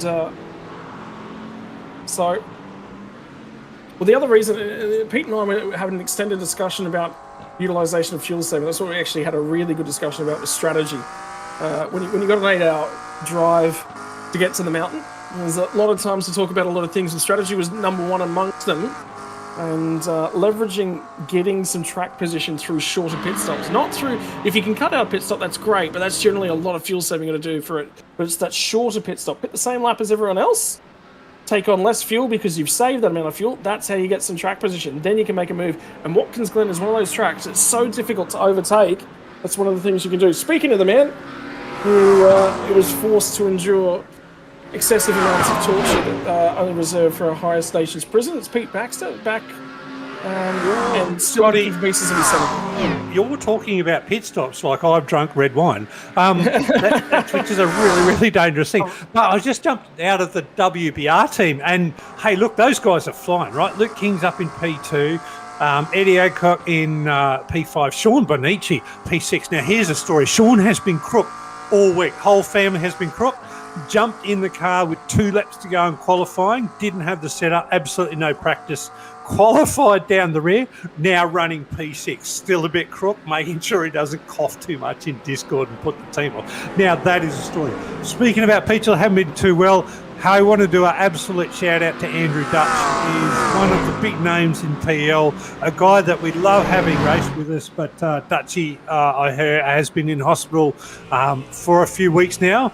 And Dutchy, look, all the best from everybody at PL. I know you're listening. You're out there on YouTube. I've seen your chat. So all the best from us at PL, mate. Hope you get better, and looking forward to you back on the sim as soon as possible, getting up and giving everybody in this race a real hard time. So looking forward to that. All the best. Anyway, but yeah, get back out there, Scotty. I'm the one drinking red wines and doing pit strategies. You just better commentate. Owen Coleman is trying to get a move done, and he will get it done. Adrian Gretsch is going to suffer as a result. Bobby Camo will also go through. Here comes some of the pit stops. As a few of the drivers are diving into pit lane, it'll be Martin Hallinan, Adcock, and Benici are all diving into pit lane. I think it's just about everyone that pit at the end of lap 10 under that first safety car period of diving in at this point in time. Anyone who hasn't since dived in is basically due for a pit stop. So this is where the race will just open up a little bit. And by the way, I heard the reason that Andrew Dutch ended up in hospital was because he'd eaten some of Jimmy Middleton's cooking. That's enough to put anyone in hospital for me. I was going to ask Pete, how blissful was the drive once you finally got Scotty back home again and you were able to head home yourself, Pete? Because surely that was just a sound of silence. I'm not paid enough for this. I had left Scotty's place, and I was in Brisbane having breakfast with my parents before I even knew it. I'm like, oh, how quick did that go? All right. Race is starting to settle down just a little bit. This is right on board Trent Allen at the moment, Hamish. His race has gone from bad to worse, Scott. He's now got a 15-second time penalty next to his name as well. So I think we can probably surmise at this point, barring just a whirlwind of incidents happening, this is probably win over for Trent Allen with, P14 an hour to go. It's going to be tough, nigh impossible for him to build a 15-second lead and get back to get to lead of the race and build that lead out. So for right now, I think Trent Allen's just going to have to try and pick up what he can throughout this race as King's in. So Luke King and Wood have gone in. Coates has been left to his lonesome to head out on the field. Will Buchanan's going to follow as well into pit lane. Does Tom Williams come in too? He does. So does Ben Gorringe. Jesse Butler keeps going. So does Coleman and Camo and Trott and Curtis. So here comes the pit strategies. Atkins is in as well. So this is about as far as they could go, Scott, after the lap 10 pit stop, plus the 2 safety car periods that were amongst it. Yeah, I think the big thing is that now explains Brad Coates' pace, because he wasn't pulling away at the head of the field. You've just spotted something. I have Tom Williams. Tom Williams has gone on to wet tyres. Tom Williams has just gone on to wet tyres. if we thought his race was looking a bit downward trajectory before, it's about to skyrocket downward. This is. I have a feeling he had a wet setup on that car, and he hasn't changed the tyre compound before coming into pit lane, Scotty. Well, that'll explain why he might have had some pace dramas. Yep. And I can tell you, he's just gone straight back up on the jacks. He realised immediately. So he will switch out the dries, but he'll sit there for 2 pit stops same time. I mean, unfortunately for him, it might be a slow strategy, but it's the quickest one he could pull. It would not have been worth coming out on the wets and then driving back in again to put the dries back on it. Yeah, no, boys, I just had a quick chat with Tommy. For some reason, his sim is just putting him on wet tyres and he can't seem to change it back. So that is a really unlucky pit stop outcome. Yeah, that's probably... He's back on dries now. Yeah, essentially going to cost in the race. Yeah, well, he's just had to take, basically the equivalent of 3 pit stops in the span of 1 entry to pit lane. Probably the first time that's ever happened, Scotty, to anyone in the sim, surely. I mean, 3 times, 3 attempts, you'd think the crew would have had the dries ready to go. Oh, well, that's one of the sim racing things. Brake codes is in. That'll be as far as he can go on field. But critically, that's an hour and 2 minutes. So he's right in the window to make it home. He is. He could do this on one more stop. So this has opened up the strategy game quite a fair bit. You'd argue one more safety car would pretty much confirm it for us at this point. I mean, I know statistically it says it's confirmed. But one more safety car would guarantee them to be able to get home, but they can't pit under the safety car until we get to the 35 minute to go mark. So that is that's the hard part now of the race is, if there's a safety car called before them, do you come in, take some fuel and shorten your next pit stop but give up track position? Or do you stay out and force yourself to take a green flag stop later on? That's going to be a real tough balancing act as Benici starts to put some pressure on Buchanan as they battle away for P14. Both of them have been back through pit road. They're trying to chase down Ed Adcock at the moment as they battle away once again. It's massive pressure though across the whole field here, Scott, and the pit crews will be feeling it right now. I'm going to answer your question, Hamish, because I'm always of the opinion that you take the free time of the safety car. So unless you're at the back and you need to take an alternate chance, if you get a safety car right now, you're going to go in and you fill up because essentially you get to catch up under the safety car. That's free time that you get. And it's also less time when you've got to do the splash and dash because anybody who goes through is going to have to do a splash and dash anyway. So take the free time when you get it. Oh, well, for now, this is the battle for the lead on track, and it's because Owen Coleman has run down Jesse Butler. Now, what we don't know is whether or not this will be good enough to be the outright win when the fuel strategy corrects itself as well. More 25 seconds. There's been a bunch of them handed out. Car 777, James Mason will have another one. But Owen Coleman is trying to place the overtaking penalty on Jesse Butler. He gets to the inside, and Butler just recognises that is a battle not going to be fought the way I want it to be fought. Time to just slot in. Isaac Curtis does the same thing on John Trott through the bus stop as well. So a change for P4 on the road. And look at the comeback of Curtis and Allen. Both pitted under the last safety car. They're both under the mentality that they can do this race in one more stop. Could the win be back on for Curtis? It's less likely to be back on for Allen. Again, barring he can build up a nice long a nice long gap, back to the next car behind. But Buchanan's getting flashed there by Brett Tucker. It's a very interesting strategy there from Brett, especially being the challenger class. Don't ask me about flashing and flashing of headlights. I'm sure Pete flashed you his headlights too much. But... there's one thing I didn't get in the car, and that's Scotty flashing me. So I was quite happy. Pete, is your blinker fluid just Shiraz red wine, possibly, and that's when you start flashing the lights? Or Root Coister down the inside of Brett Tucker off the back end of that comment as he slides on through. So he'll get his way back into 15th. And again, the issue is there is a lot of polluted pit lane strategies at this point in time. So taking a read on where everyone is effectively in this race is not easy. Owen Coleman's got... Jesse Butler's got issues at the moment. He is just oddly slow. I think barring Pete doing the extra mile and doing some maths for us, we're only really going to know where everyone lies once the beds are made after the final pit stop, Scotty, because it's so contaminated throughout the whole field. We don't quite know where drivers are going to end up. We've also then got to consider the time penalties that have been applied to drivers. If anyone else gets another penalty in this race as well, is going to throw it completely out of whack too. We haven't got a definitive answer of who is the true race leader. Obviously, right now it's Owen Coleman. Is it going to remain that way, up 44 positions? If it is, that's spectacular from him. But is it going to stay that way? Because those guys that have just come into pit lane, they're going to take a shorter stop than these guys who are currently out there. But how truly contaminated is this fuel strategy? How truly contaminated is this field? And who is in proper contention for a race win for both the Challenger and the Elite class in this field? Yeah, right now, Hamish, I reckon it's impossible math to do because, to be honest, those that have pitted on lap 18 or lap 17, so I'm talking P1 down to P8, so that's Owen Coleman down to Mark Foster.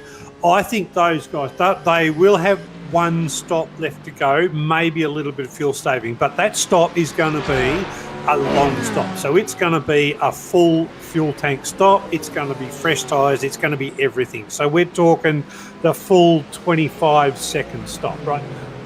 Plus or minus, the tenths that go with it. Then we got the likes of Brad Coates, Nick Wood, Luke King. Those guys that were leading the race and have led the race essentially proper the whole time. They took the early safety cars. They're going to come in and they're going to have a stop that's about 12 laps less of fuel. So what is 12 laps less of fuel in a GT3? Is it 15 seconds? Is it 12 seconds? That's the difference, right? And does that 12 seconds or 15 seconds make up the gap that right now it's a 16-second gap for Brad Coates, which is the interval to Mark Foster. So I think if it's that's where we are right now. We're at a really, really interesting point of this race where we got mixed strategies. I couldn't tell you the maths right now. It's too complicated. I don't have a running computer on all of the computation. We don't get some of the information that we get to be able to do that anyway. So just intuitively, mate, it is open for everybody at the moment. So I reckon you can put some money on Owen Coleman, Jesse Butler, Bobby Camo, or you can put some money on Brad Coates, Nick Woodley King. I'm going to say that it's going to come down to, we'll get a read here. If this stint goes full green and we see green flag pit stops around the leader, we'll have a good estimation of how far you can actually go on one fuel run. So we haven't actually done that so far tonight, is actually get to an empty tank on green flag racing is the issue that we've sort of got. Brad Coates, I'll give you his pit lane numbers. With two safety cars around 21 laps was the furthest that he could possibly go. And now he was fuel saving that whole time, which means that we're probably only 2 or 3 laps away from pit stops for that next group, which means they also have a splash and dash to go. Yeah, I think what we know is everyone's going to have to pit again. Trent Allen back into pit lane. What sort of strategy is this now going to be? We've got over 40 minutes to go in this race, or over 50 minutes to go in this race, actually. Those guys have only managed to make it to this point of the race, Scott. As you said, makes you think they're going to need another splash still. 17 laps. That's 17 they're laps. going to need another. They're going to need another 15 minutes, so they're going to need another 7 laps worth of fuel. So yeah, there's a splash and dash still to go. So I think that probably has actually taken all those drivers from P6 to P1. That's probably actually shrunken our size now of who is in true contention for this race. And I think statistically speaking, we can look at it and say, Brad Coates, Nick Wood, and Luke King is our true battle for the race lead, because those guys very likely could make it to 40 minutes and then they can get home. No, absolutely. And I've been watching the gap with Brad Coates, and it's been Nick Wood! Nick Wood! Very lucky not to make contact. Oh, there's more. No, there's a bunch of drivers. Oh, yeah, there is. Trent Allen. And I think Will Buchanan Sean possibly Benici? off. Yep, No, multiple. Yeah. So there's a bunch. What's happened there? So What has Benici and Buchanan have had contact. So that's a separate incident. So Wood, I think they were battling for position. I think maybe they went too wide through the bus stop. Nick Wood's done it on his own. Yeah. He lost it on tip-in. Just catches the curb. But he was already, I went back and had a look at it from the far chase camera, and there was already a slip or even touched that curb. So as soon as he touched the curb, the car was always going around. And then you can just see in the background, these two cars get into each other and then go to the grass, which Will Buchanan gets into Sean Benici. And this will tell the rearward pointing story. And he is up there and alongside, but he gets into him, they just lean on each other. Do they stay out of the fence? Yes, just. They probably actually anchored themselves in there. Probably helpful they were on the brakes already there, Scott, but wow, it's crazy to think how quickly it can change. So Coleman, Butler, McClement all into pit lane. Camo, Curtis and Trott need to come in as well. Brad Coates went all the way to lap 31 on his previous stop in this race. 17 laps or 18 laps would get him to lap 48 or 49. This is going to be incredibly tight for some drivers, but for him, I think he's got this one with one more stop.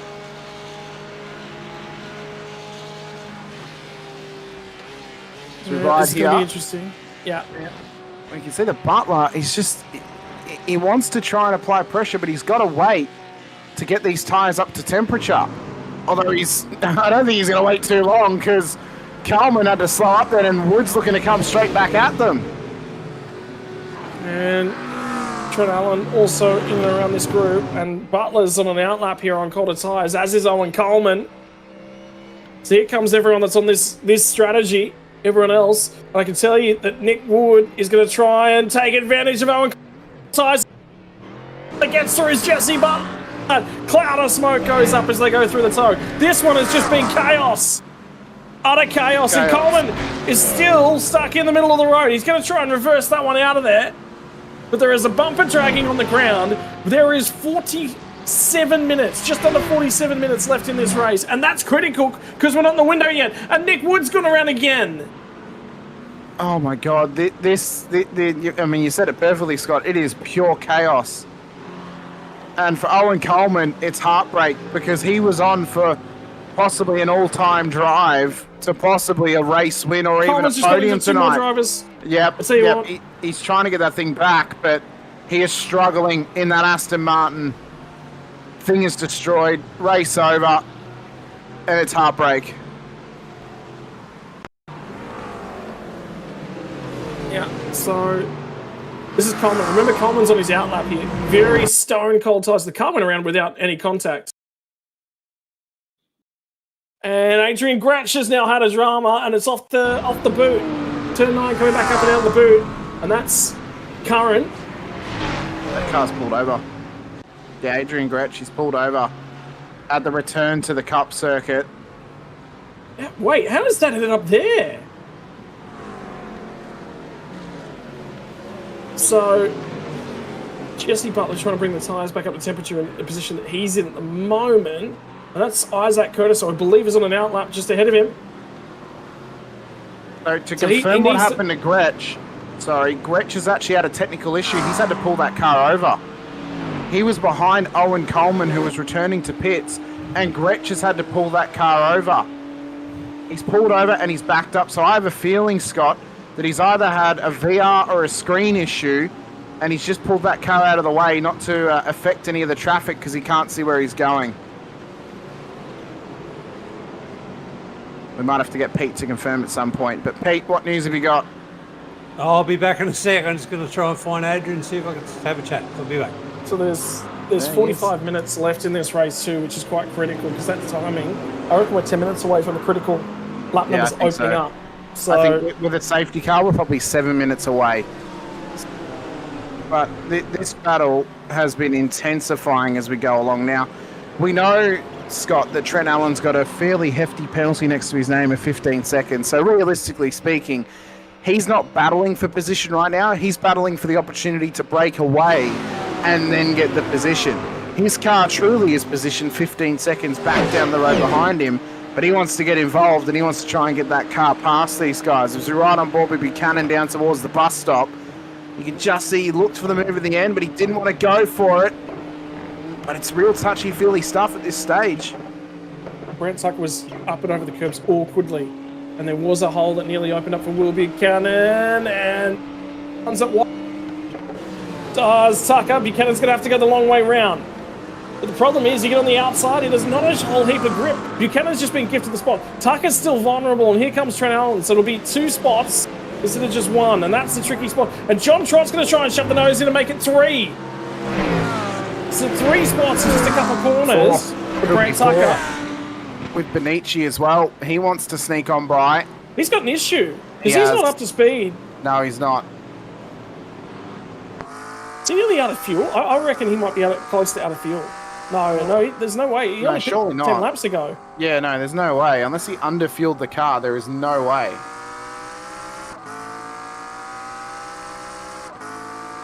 He's massively saving. That could be the alternate side of that one. Gee. Well, he shouldn't need to save though, Scott. Pete's back with us. Pete, so what's the word? Oh, look, I just had a chat with Adrian, and first of all, he's a red wine drinker, so I've just been invited to the team. I'm surprised you weren't in there longer.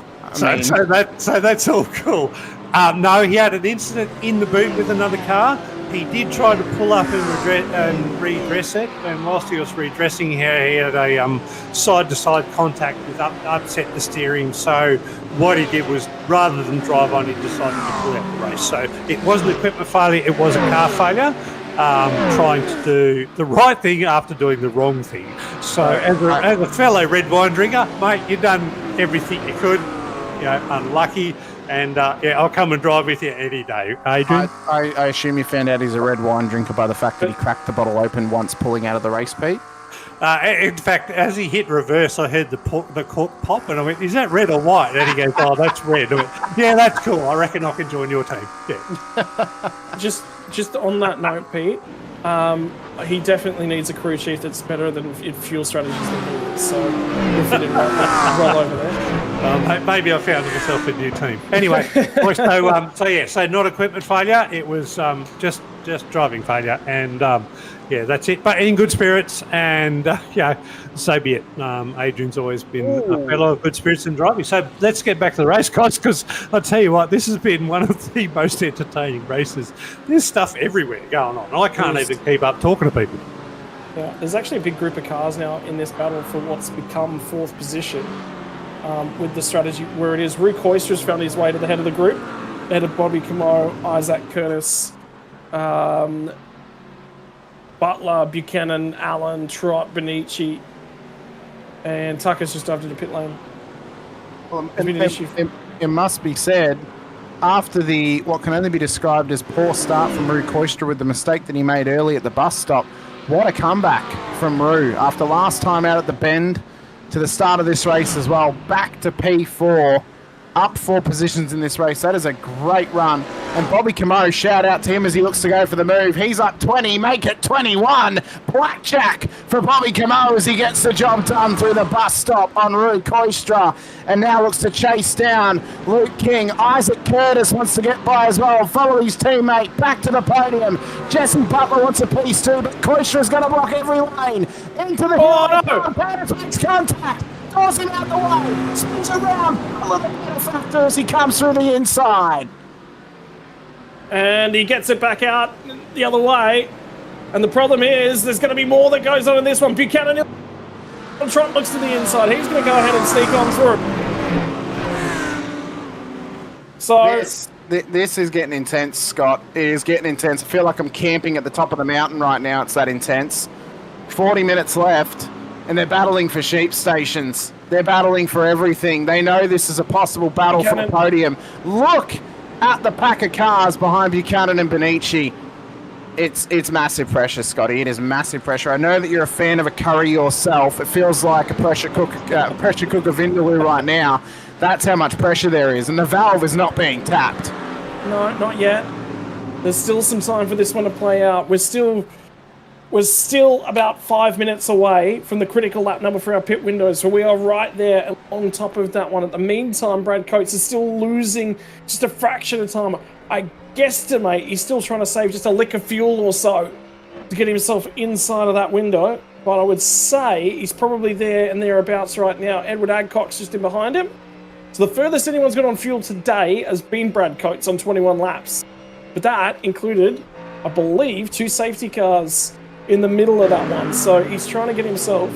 I think the max that he's I think the max they've been able to go is probably 17. I think 18's been helped with safety cars and stuff like that. So that's really been the main factor tonight. Kaposa right now under big pressure from Curtis, who is licking his wounds. Buchanan and Benici battling away. So if it's 17, he pitted on 31. We said he could get to probably lap 48. And we were referencing that we thought this race may go to lap 65. He's right in the window to get home. Yeah, we're still right on that 65 number. Yeah. And you've got to get to 48. The end of 48 was my critical lap number. There's a couple that won't make that. There's Ed Adcock, who pitted on lap 29. Luke King on lap 30. But everyone else who pitted, Bobby Camo, lap 37, 36 for Butler, 37 for Trott, they're all going to have to come in. Rue Koistra needs 2 more stops to get home. He pitted on lap 25 of this race. It's not enough for him to get it to the checkered flag if we're going to go 65 laps. Okay, boys, I just come out. Trent Allen just came into the pits. He did have a little bit of repair work he had to do, but he is claiming he can go to the end from this stop. So, note number 27 in P31. He is the first car to fuel up and get to the end. Everybody else still has a pit stop to go. And the amount of fuel they need to put in, I guess that depends on when they stopped earlier. So Trent Allen is the first car to the end. Whether he can make it back up into the top 10 or not, that's debatable. He's had a bit of a rough race, as we know. But, look, he's fighting for every point he can in the championship. And all he's going to do is just head down and get out there and go. So right now, I've just done the quick maths. If we average a minute 44 lap time, we're going to get 21 more laps in this race. So drivers have got to make another 4 laps before they can get home to the end of this one. It's going to be tight stuff. It's going to be really, really tight. There'll be some fuel saving needed. If there's a safety car, we will make it to the checkered flag with only 1 more stop in pit lane. Yeah, that's what we're relying on at this point in time. The field's actually reasonably split. There's this little battle pack in around 7th spot. There's another one from 17th to 20th spot, so it's probably worthwhile going and jumping in for a check-in with Greg Heaney, Richard Mears at the head of that pack, actually. After his issues earlier on, Dale Atkins, Leaf McClimate, all in that group. And there's another one from 24th spot, back to about 28th, which has Owen Coleman at the tail end of that one. I mean, there's battles aplenty. And you mentioned it, Atkins and Heaney are still battling away back there. Koistra under big pressure. I told you he had to come in, and he's coming in now. So he'll need 1 more to get home, and it's going to be a real short splash. He's got an NFA on a previous incident back on lap 41. We saw it happening with Isaac Curtis. But Koistra is going to have to come through pit lane twice or hope and pray for a safety car, Scott, because there's no way he gets home from here. Therein lies the issues.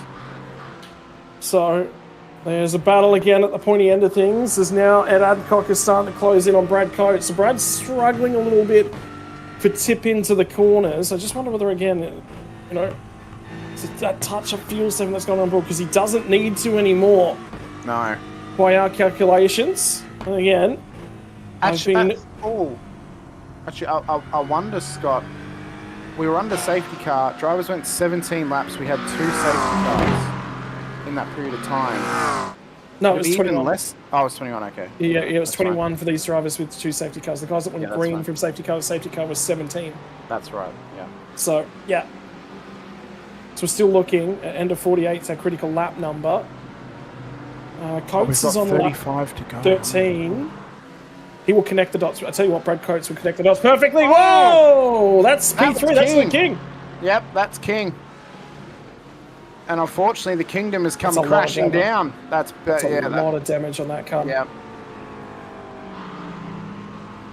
Oh my God! And that there is a pain and a sight to see for Luke King. It's weird how these stats are matching up, because we said they could go 35 minutes on a tank, but we've also determined they can only go 17 laps. It's quite odd in how this is working out. Pete, can you give any sense to it for us? No, not whatsoever. I just jumped out. I had to chat with Rue Koistra while he was in the pit getting his fuel up, and I said, can you make it, boys? And the answer, quite possibly. So that's the least amount of information in the answer. That's says a driver's Pete. perspective. That's what that says. That says no, we can't. And so my comment to him was, just do an Adrian Gretsch drive till you run out of fuel. I mean, that's going to be the strategy. See what happens. Might get a safety car, could save your race. So the interesting thing is, Roo just came out on track P29, right in front of Trent Allen. Trent Allen's now got in front of him. They are the two cars that are potentially just right there to get to the end of the race with maybe fuel saving, maybe not. I don't know. But it's a really good fuel tank limit. Well, if Adcock and Coates can make it to lap 48, Scott, they can make it to the checkered flag. It would kill the strategy of those who may need a splash and dash to get home, and it will give us an all-time battle for the race lead between Revolution E-Racing of Brad Coates and with Ed Adcock in P2 up 48 positions at the moment. Most he can gain in this race is 49 to get to P1. But there's big pressure all across the field. Here's the battle for P3. Jesse Butler on the inside of Camo. Trots in behind them as well. Camo defends away. It's a battle of the German manufacturers with the Merc, the Porsche, and the BMW. But what a race this has been. This has been awesome racing, Scott, and Watkins Glen has turned it on for us. Yeah, it has. And it's been the walls that have probably been the thing that's assisted the racing thus far. And I think Pete's just going to jump away and chat to Ed Adcock, actually, about the battle for P2. In the meantime, this is going on for the remainder of the podium, and this will be effectively for the podium as well. The Porsche just got a balancing update to take some of the drag off it at higher speeds, and you just saw that in effort right there, but Bobby Camo had all over the anti-cut. And something's just happened to Brad Coates. Might have just had contact with Ed Adcock. Yeah, I think so. Brad's dropped a little bit, and Adcock's up at the toe of the boot. This is going on as well for 15th through 17th moment, and Isaac Curtis is going to go around the outside at the moment of Luke Capozza. That was the inside. As they come onto the boot, it became the outside as they went on the run down to the toe, and he's finally got that one done, so he'll slip in. Curtis, after qualifying on the front row, it has been nothing but ugliness in the way that everything's played out since. Hey boys, I just jumped out from a chat with Luke King, who's just come out of the pits, and he's in trouble. Adcock just hit. 17 and a half laps to go with 17 laps of fuel. And to be honest, boys, Luke King, when I asked the question, can you make it home? I don't know, Pete. So Luke King, effective race leader, potentially can't make it home on fuel yet. So I don't think we've got anybody. Here we go. But Eddie Adcock, Will Buchanan, Sean Benici have just gone in the pits. I'll see if any of them will give me some confidence that they'll get there, boys.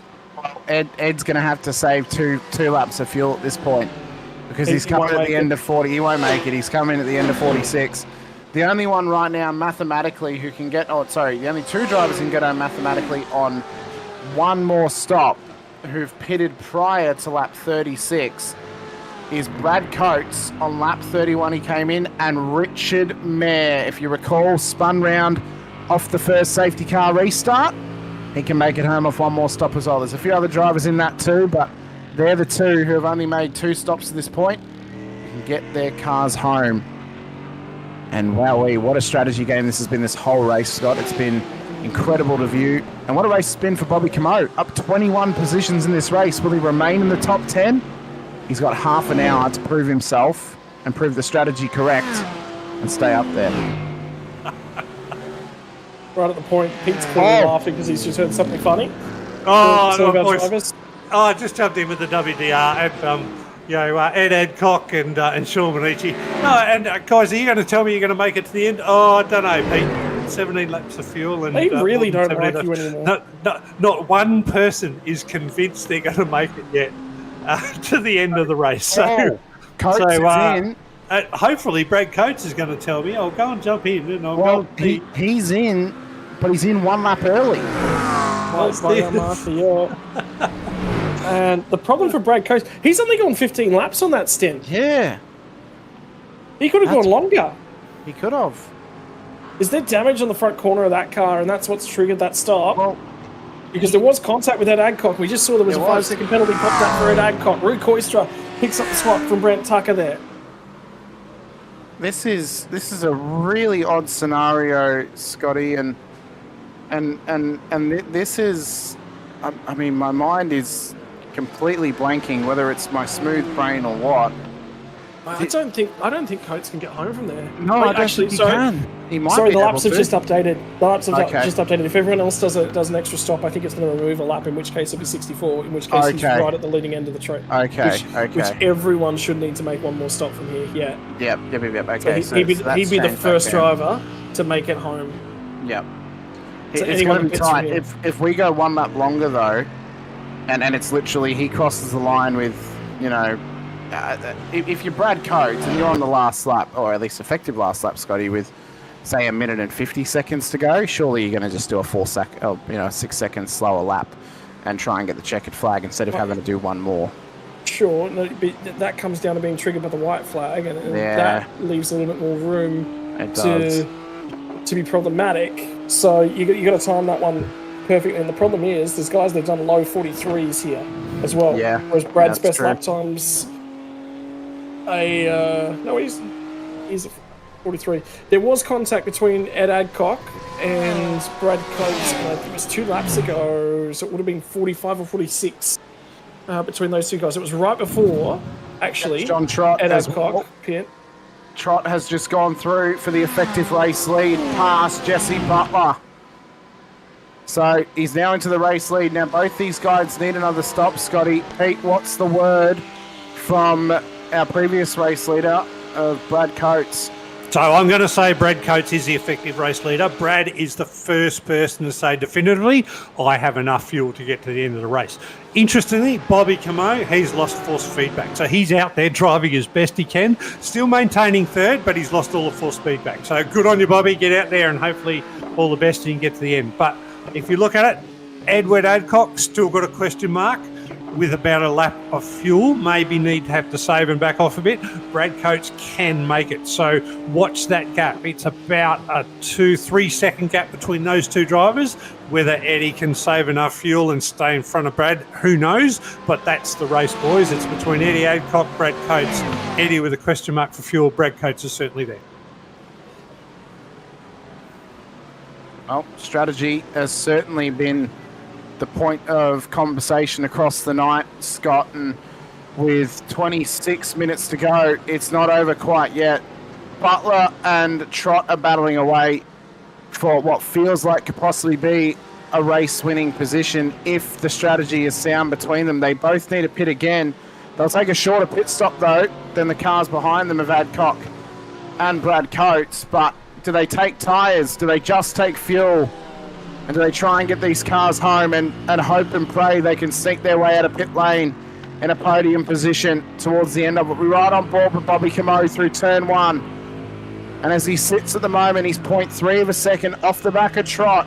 There was a car parked on the side of the road. It was James Mason, who's been in the wars tonight, and he's right on the inside of turn 2, Scotty. If this is a safety car, it will open up the entire race. Well, for these guys running through the bus stop, this will be critical for track position. Have a look at the Mercedes get airborne. That is a safety car, boys. Safety car has been called. Safety car has been called. Oh, my God. This here has completely changed the game. Ed Adcock is in one hell of a position right now. Ooh. Well, that was certainly a rejoin. No, that's earlier. That's a different incident. He must have had another one. Yeah.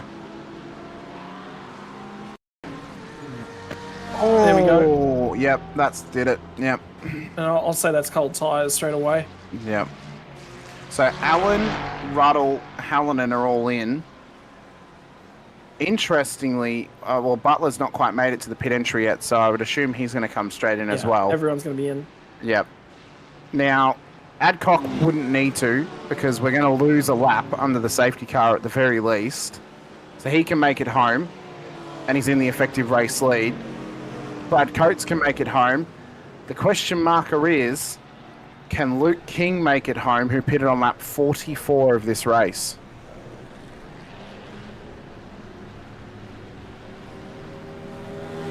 So, top So here they all five. come.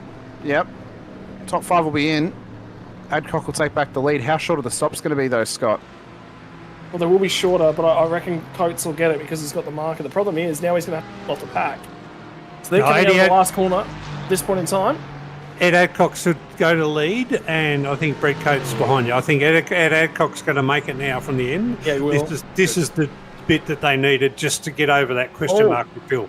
Trott's exiting now. Trott is coming out of pit lane, and he's come out ahead of Brad Coates. Wow. What a gain for John Trott. It's brought Curtis back into it. It's brought Butler back into it, and Bobby Camo. King stayed out. King stayed out, Scotty, after he pitted on lap 44, so he believes he can make it home. This is going to be tight.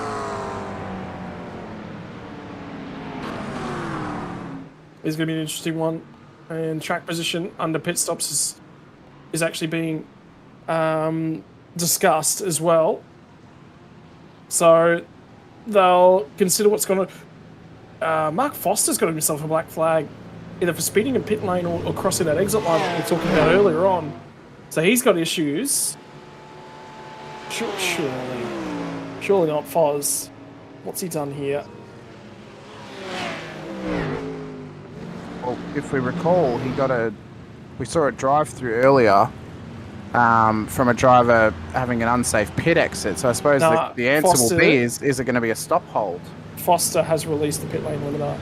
Wow. Probably like three meters early. Oh my God. Not what you want to see if you're a Mark Foster fan. So he'll have to come through pit lane. That'll be a stop hold for him for speeding in pits. And the hope of a top 20 is now out the window for Mark Foster. Well, when we get back and running again, Scott, it'll be less than 20 minutes to go in this race. Everyone in the field can now get home on their fuel. Yeah. Everyone is within barely anything of each other. Whose race is it to win and whose race is it to lose? Because right now Ed Adcock sits in provisional first position. He's in first. John Trott's behind him. He's been aggressive all race. Brad Coates has been coasting along. Isaac Curtis, we know, has got pace. He wants to go back-to-back from the bend last time out to this time out at Watkins Glen. And there's Jesse Butler in that Porsche. And imagine the scenes if Bobby Camo could win this race with no force feedback on board that AITT entry in the Merc. Wouldn't it be a true story to the end? It'd be fantastic. Yeah, that's a big story. But I'll tell you what, I just jumped out of the WDR pit again, and the real question mark is on Luke King, sitting there in P7, car number 10, last pitted on lap 44. Luke, I would say it's a little question mark, but his calculator is saying that he can make it to the end, but he also acknowledges that is based on just driving to a little bit of fuel saving anyway. So as we know, the fuel calculator in iRacing is based off your last 10 laps. So if you've been saving off your last 10 laps, that's what it's going to say you're going to drive like for the next 10 or 15 laps. And that's what it's going to fuel you to. So when you do that and then you come in for a pit stop like this, if you don't put a little bit of extra fuel in, you've still got to drive like you're fuel saving. So I think Luke's at a little bit of a disadvantage. I think his fuel calculator might have said, yeah, you can get there. But what he doesn't realise is he's going to have to lift and coast a little bit to actually make it, where everybody else is going to have enough fuel, presuming that their calculators are gone full green for the last 10. They could have more than enough fuel to get there. So that might be a challenge for Luke. Yeah, so just watching and waiting at the moment. Foster's definitely got a penalty here. Chapman's sitting behind the safety car. He should have been released as a wave round. This is a reminder of your calendar for the rest of the year as well, by the way. Everything has moved across Australian Eastern Daylight Savings Time at this point in time. So AEDT. So New South Wales time is what you're referencing for the racing for the rest of the year. We're at Watkins Glen here tonight, and we're off to Watkins Glen next weekend for the open calendar. We'll have Road Atlanta the very following weekend for the limited. So it's only 2 weeks until the next GT3 limited race. Then we'll have 2 weeks off, 1 week off. We're back at Road Atlanta on November the 16th. Motegi on November the 23rd and November the 30th. Then Fuji Speedway on December 7th and 14th to bring the season to a close for the back half of 2025. We will have about 17 minutes or so to go when we go back to green flag racing. Time is starting to run out. We are past the final pit stop of the night, and we are in that window to get home. So here we go. And the drone shot, our camera operators just spotted that there's an ad for an invisible glass down at the bus stop at Watkins Glen. Yeah, it was John Cena's most recent business venture, invisible glass. If it's clean, you can't see me. Hey boys, yeah, Mark Foster's black flag speeding in pit lane. He's kicking himself right now because I got to tell you, he was on for a podium in the Challenger class. He was doing really well tonight, but yeah, just a little bit of a mishap in pit lane, and yeah, goes through again.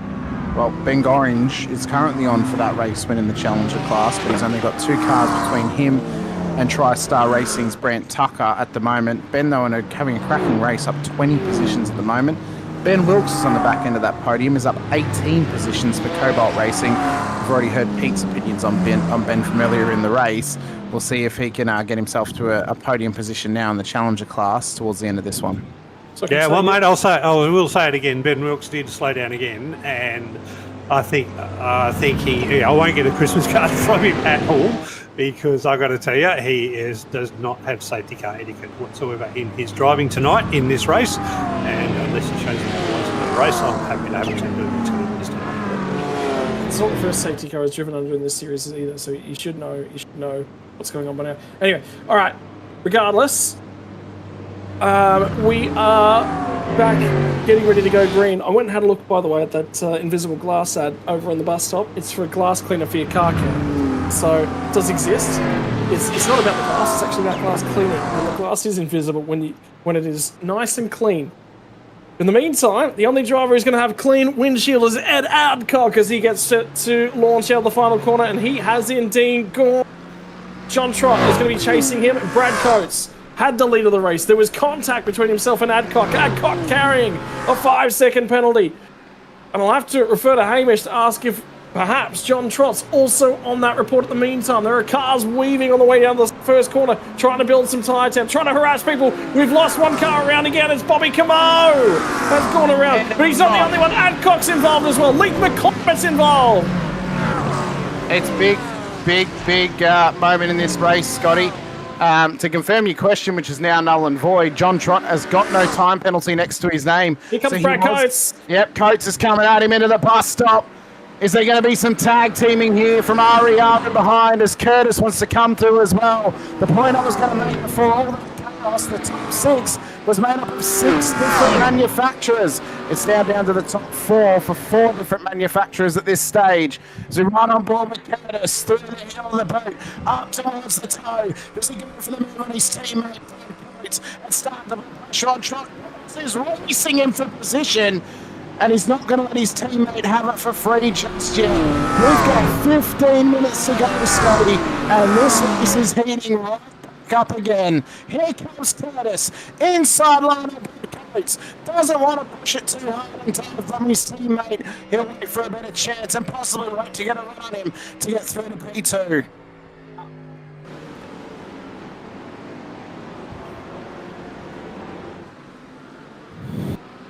Car 16's just been issued a penalty for jumping the wave around procedures, and car 916, which is Kurt Chapman, has had an issue as he's caught back up at the field as well. Something's just happened. On that lap, Isaac Curtis smashes into the barrier as he's trying to carry speed out of that last corner. So Coates looks a little bit vulnerable in a straight line, but he's better than the Mustang through the higher downforce sections of the track, but he's better again than John Trott in a straight line as well. So, problem for Coates at this point in time is he just can't get that McLaren to come back up to speed. Here we go. We are into the final 15 minutes of this race. Time has started to run out.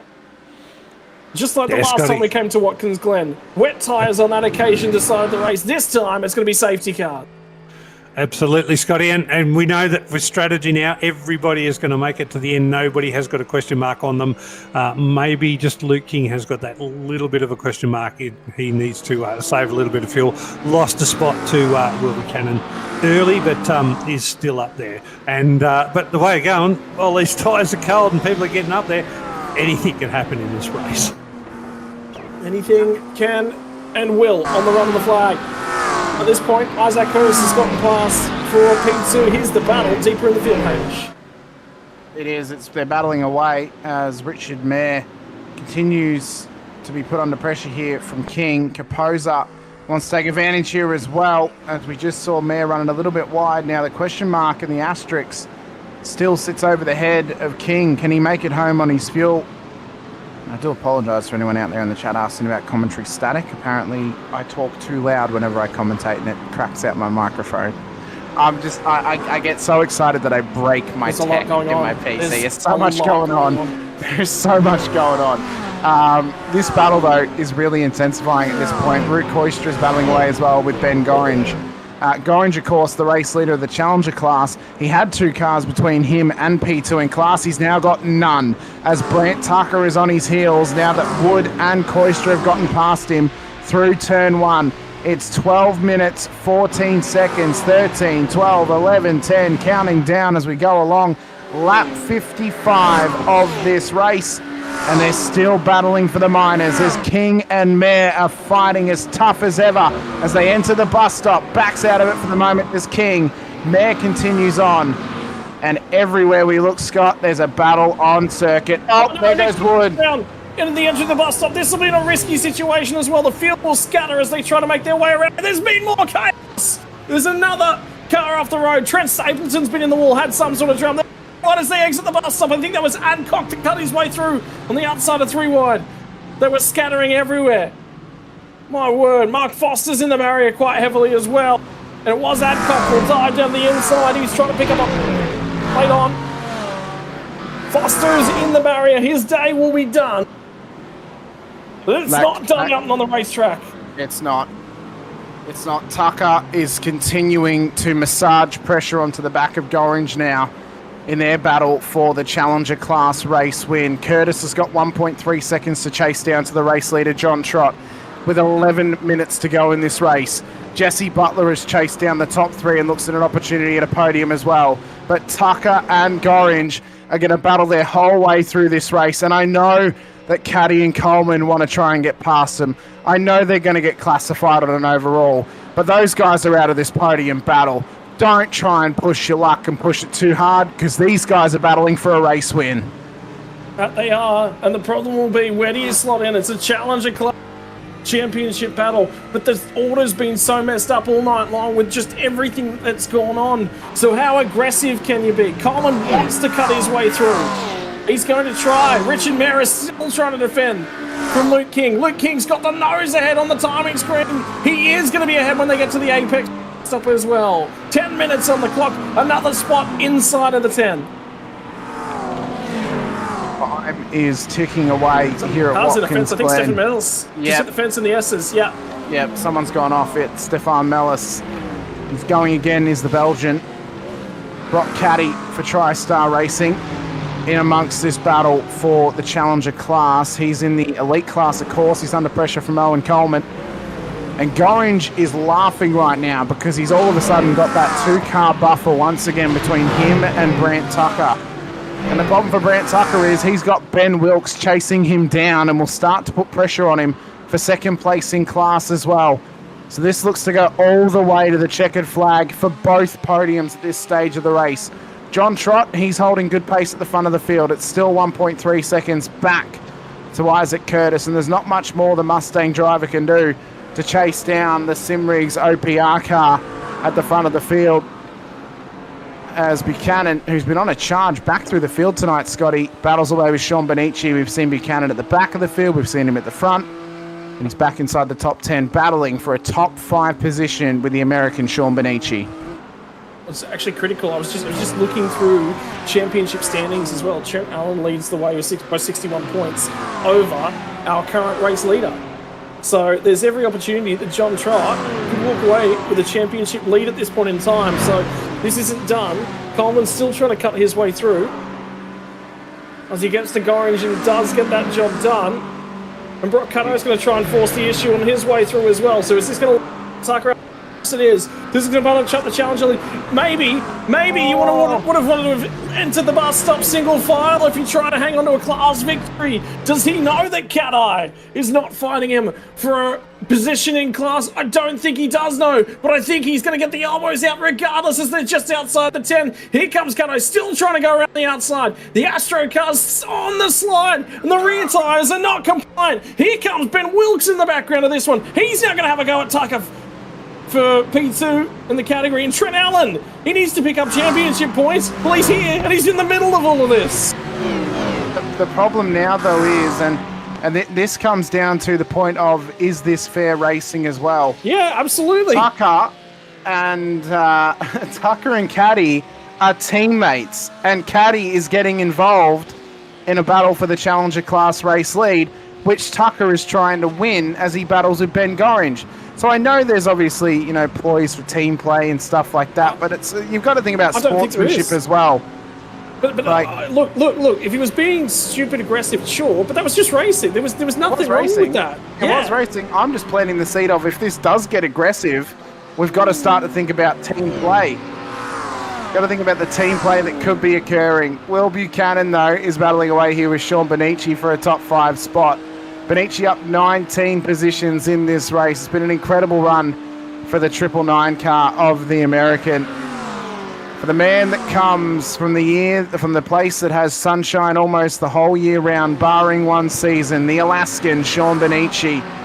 He's under massive pressure right now. He's crook as a dog on board that Bowens entry for Whiskey Business Racing. He's probably never seen a Bowens outlet in his life.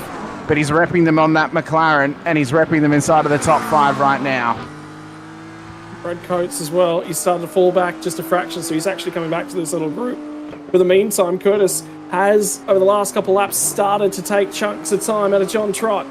What does the clock say? What have we got left? Well, in just a few seconds, there'll be 6 minutes left, and I reckon we're going to have 4 laps maximum. Chris Ruddle is trying to slide through. Here's Cat-Eye.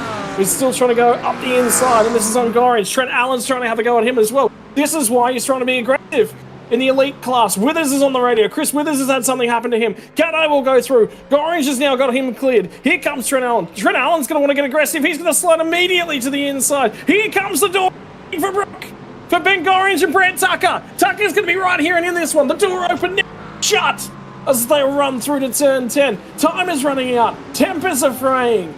Keeping your eyes on the prize is the big thing. Off the circuit for a moment goes Gorringe. Can he carry the speed through the last corner? There's a Mustang starting to crawl around. Trent Allen's just got the ball. Here comes Ben Wilkes, who's going to get to the inside. It was a mistake from Tucker. He was on offense, now he's playing defense. And Ben Wilkes has tried to open the corner up. Now he'll get on the brakes. Can the Mustang get the power down? No, it can't. Wilkes second. What a race. What a race this has been for Challenger class honours. We're back to the battle between Buchanan and Benici as we run down towards the bus stop chicane. Buchanan's not quite willing to go for it just yet. 5 minutes on the clock, 300 seconds left of Watkins Glen. We're lap 59. We've probably only got a handful of laps left to go. There's only so many more opportunities for Buchanan to get this job done. As Isaac Curtis is now within 0.3 of a second of John Trott of OPR. There are battles for race wins aplenty. There are battles for ego positions as well. To get the top 5 at the Glen is no easy feat, I can tell you. Something's just happened to Ben Wilkes. It has indeed. Ben Wilkes, he's still battling with Brent Tucker. They're still going. But he is just tucked ahead of Brent at the moment. It is really, really heating up. And it's so hard to figure out where we need to look, Scotty, because there's a battle for Challenger class honours and there's a battle for the overall honours in amongst the elite class as well, as Curtis is back up on the rear of John Trott. 4 minutes to go. 0.35 and closing is the gap.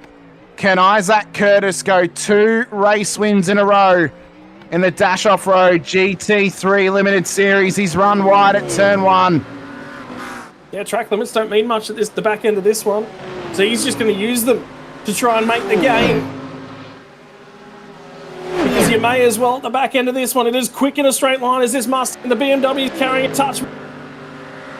He'll switch him back, switches to the outside. The entry to the bus stop is narrow for Trott. Bounces it over the curb. He's had issues with the rear end of the Beamer and applying itself to the road in a compliant manner. As the fuel burns out, what's the back end tyres in this Synth going to start to feel like? Right now, they are having a Bunsen burner applied. Let's see. Let's go to science class because I have a feeling the rear end of John Trott's about to melt. Well, to go back to science class, to go back to the temperatures that we've gotten to, we're up to Kelvin level temperatures right now. It is really heated up here, Scott. Curtis is hot on the heels of Trott. Trott immediately covers the inside before we get to the heel of the boot. Curtis is going to be patient, but he can only be patient for so long. 2 3/4 minutes left to run. Lap 60. We've got 2 more laps in this. 2 to go at the Glen. And Isaac Curtis wants to make it 2 in a row as Dale Matkins has just got a penalty. And there was a car off in the background. Curtis, oh, you see how the car's being affected here of Trott as he ran it out wide, how it took the curb. He is under mammoth pressure right now. And he doesn't want to go extinct. One of the fastest laps all day, 42.975, although a second slower on that lap.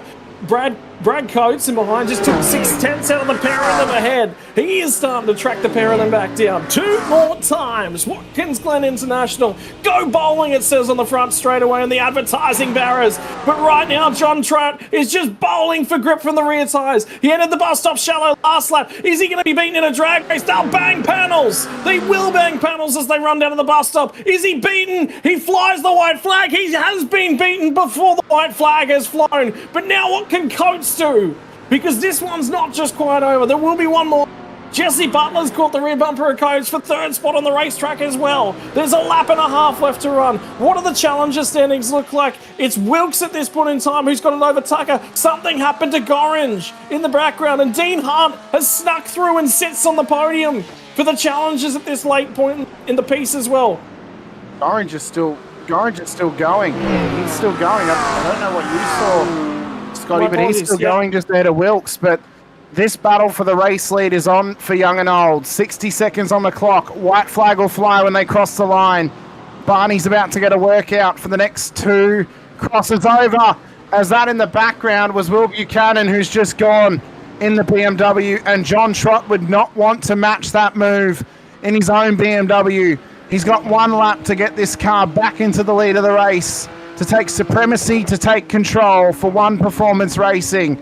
As we run it around the final corner, less than 40 seconds to go. White flag flies. 62 of the laps have been run. 61 of the laps have been run. They are chasing each other. They're putting mammoth pressure on each other as they run through turn 1. If Trott's going to do it, he's got to try and get the run up the hill, Scott, and get this done into the bus stop. Exactly what Curtis did to him last lap, but he doesn't look like he's close enough. I just wonder whether or not that BMW is dragging just a little bit more rear wing on it. Brad Coates is going to have to block as they come off of 3 at the top of the S's. Pins into the inside of the road. These the bus line, they're going to bang top panels, and Butler's been forced to back out and over the curbs from Coates. He might lose a spot to Benici, but he's going to go outside, trying to snag his way inside a 4th position. Trott needs speed. He's a long way back. Isaac Curtis has been on the back foot. He was on the front foot to start. He's gone back. He's come back through the field. Now Jesse Butler's gone a little bit wide, and he comes through Benici as well. Benici started near the middle of the field, and he's suddenly back up in a 4th spot. 20 spots gained on the night for Benici. But for Isaac Curtis, off the toe, there's 4 to go. 4 more corners. They're all just about right-handers. About 90 left as they enter the heel now. 2 And the final corner to come. And Trott's got nothing left. Brad Coates might finish on the podium after all. Jesse Butler was on the right strategy, but not right, in the right place at the right time. And for Isaac Curtis, that was not an easy one. He did get it. The final corner from Watkins Glen. Isaac Curtis is going to do it from John Trott. What a race to the very end. Coates on the podium as well in behind. Ben Gorringe has got 0.8 of a second back to Ben Wilkes at the moment for the Challenger class. Through the final corner he comes. It'll be a top 12 spot, up 21 positions, and a race win in the Challenger class for Ben Gorringe. What a significant effort that was from him. Benici, impressive as well. Scotty up 20 into the top 5. King made it in the end, Pete. He made the fuel strategy work, and he got that car home in P6. Well done. What a cracking battle. You want to know the worst part? You want to know the absolute worst part? I wonder whether or not Coates would have let us, after that, after the safety car, if there was the contact, we still haven't seen a replay of yet, but it did exist out there. Brad Coates and Adcock came together on lap 46. I have to wonder that myself as well. That cost the pair of them time, and Brad Coates was less than that behind John Trott. He would have had the race lead on the restart. Yep. Yeah, he would have had the at least after turn 1 where Ed went round, he would have had the race lead. What a significant end to that race though, Scotty. 2 in a row now for Isaac Curtis. He owned Shell V-Power Motorsport Park. He also owns Watkins Glen, and a significant race win for him as the Challenger class comes up. We're going to change over to the overall. So it's Curtis to Trott and Coates on the podium, Benici and Butler the top 5, and then King, Composer, Coleman, Allen and Caddy inside of the top 10. It's an all-elite class top 10 tonight, Scotty, and a great race to the checkered flag. Yeah, well done on the podium. That was an all-time blockbuster. So 2 times we've been to Watkins Glen, 2 times we've been treated to absolute blockbusters. So that's worked out rather well, all things considered. I love Watkins. It's a great circuit. It's fun to drive. It's fun to watch the racing as well. You can bring almost anything here, and you know it's going to be a great time. The elite results, well, obviously it's Curtis to Trott and Coates on the podium, Benici, Butler, King, Composer, Coleman, Allen and Caddy the top 10. Now remembering that Allen has a 15-second penalty, so he'll actually drop back to P14 on the road, Scotty, just ahead of Rue Koistra back there, but it'll promote Mayer into the top 10, Williams Buchanan upper position as well as Adcock, and then it will be Trent Allen in his corrected position to Koistra, Wood, Stapleton and Hallinan for the top 18 of the elite class. Yeah, we'll get outside, go a little bit further way back. This is all the elite standings as well, and that runs all the way down. Have a look at the retirements, by the way. Bobby Kamara down, moved the at 9 laps down. 14 down, unfortunately for James Mason, Latella, Tapp, Red and Provenzali and Brooks, all very early retirements. I've just noticed actually as well, Benici had a 5-second penalty applied to him from an incident on lap 62, so he's just dropped out of the top 5. So that's cost Benici a top 5 finish tonight, Scotty. Yeah, I just question this one because I want to double check, but I have a sneaky suspicion Gorringe is actually an elite, so that makes the battle between Wilkes and Tucker, I think, might actually have been the battle for challenges. I was just looking into the points, and yeah, Ben Gorringe was this is a prior to tonight, so yeah. So okay, I can confirm that does change things up just a little bit. So Ben Wilkes will get the job done in terms of the Challenger class from Brent Tucker. And then Dean Hunt will finish on the podium, which will be awesome to see him back racing. By the way, Dean Hunt knew Dad as of earlier this year. He's done very little this year, so for him to be back out there and circulating again. I know his wife really wanted him to not give up racing, and he was uncertain on it, but he was more worried about keeping her and the baby and everything way back earlier in the year. So the fact that he's back behind the steering wheel at this point in time, and things have settled down nicely in the Hunt household, and that'll be a really positive shot in the that he'll need. Righto. that rattled off rather quickly. There was a lot that went through in the last 90 minutes or so. So, my word, have a look at them. Top 12 cars with the elites, and then it kicks off with 6 challenges in a row, back to 18th spot. It's interesting how they come together, isn't it? It's interesting how they always find themselves as well across the piece. We have got our podium waiting to come and have a chat to us tonight as well. Brad Coates of P3 of AITT Revolution E-Racing will be first up for us in what was an incredible run home from him. Brad, congratulations. P3 on the road tonight. It's a double podium once again for RER. It's 2 wins in a row for your team as well. It's 2 wins in a row for your teammate Isaac Curtis. We mentioned in the booth that the contact between you and Ed probably cost you the race lead on the restart of the safety car. Do you think that might have cost you a race win as well, or do you think that Curtis and Trott may have always gotten to the back of you? Oh, look, it's disappointing that punter pass is still a thing, but I reckon that time loss kind of didn't do me any favours when it came to that last pit stop. But Isaac was pretty fast and he cut back through the field, so who knows what the last lap battle would have been, but definitely odds didn't go in my favour. Well, as we look ahead, Road Atlanta, the next race on the calendar, fairly different racing circuit to Watkins.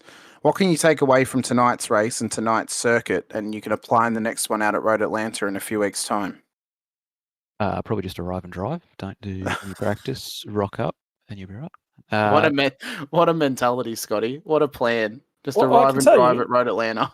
I can tell you he's done plenty of laps around the pace, and I was there alongside of him because Brad and I ended up with a win from Patilamore a couple of weeks back. So the only problem, he's not in the mighty Mustang. In the McLaren, it's even better. But yeah, Scott can attest. Road Atlanta is probably one of my favourite all-time tracks. Watkins Glen's up there as well. So the tracks keep rolling in my favour, which helps. But yeah, we'll just see how it goes. Well, there's been some absolute all-timers already this season in Silverstone, the Bend, and now Watkins Glen as well. We get into the halfway point of the season. We head out to Road Atlanta. Next time out, it looks to be a good race coming up. This race was chaos, though, Brad.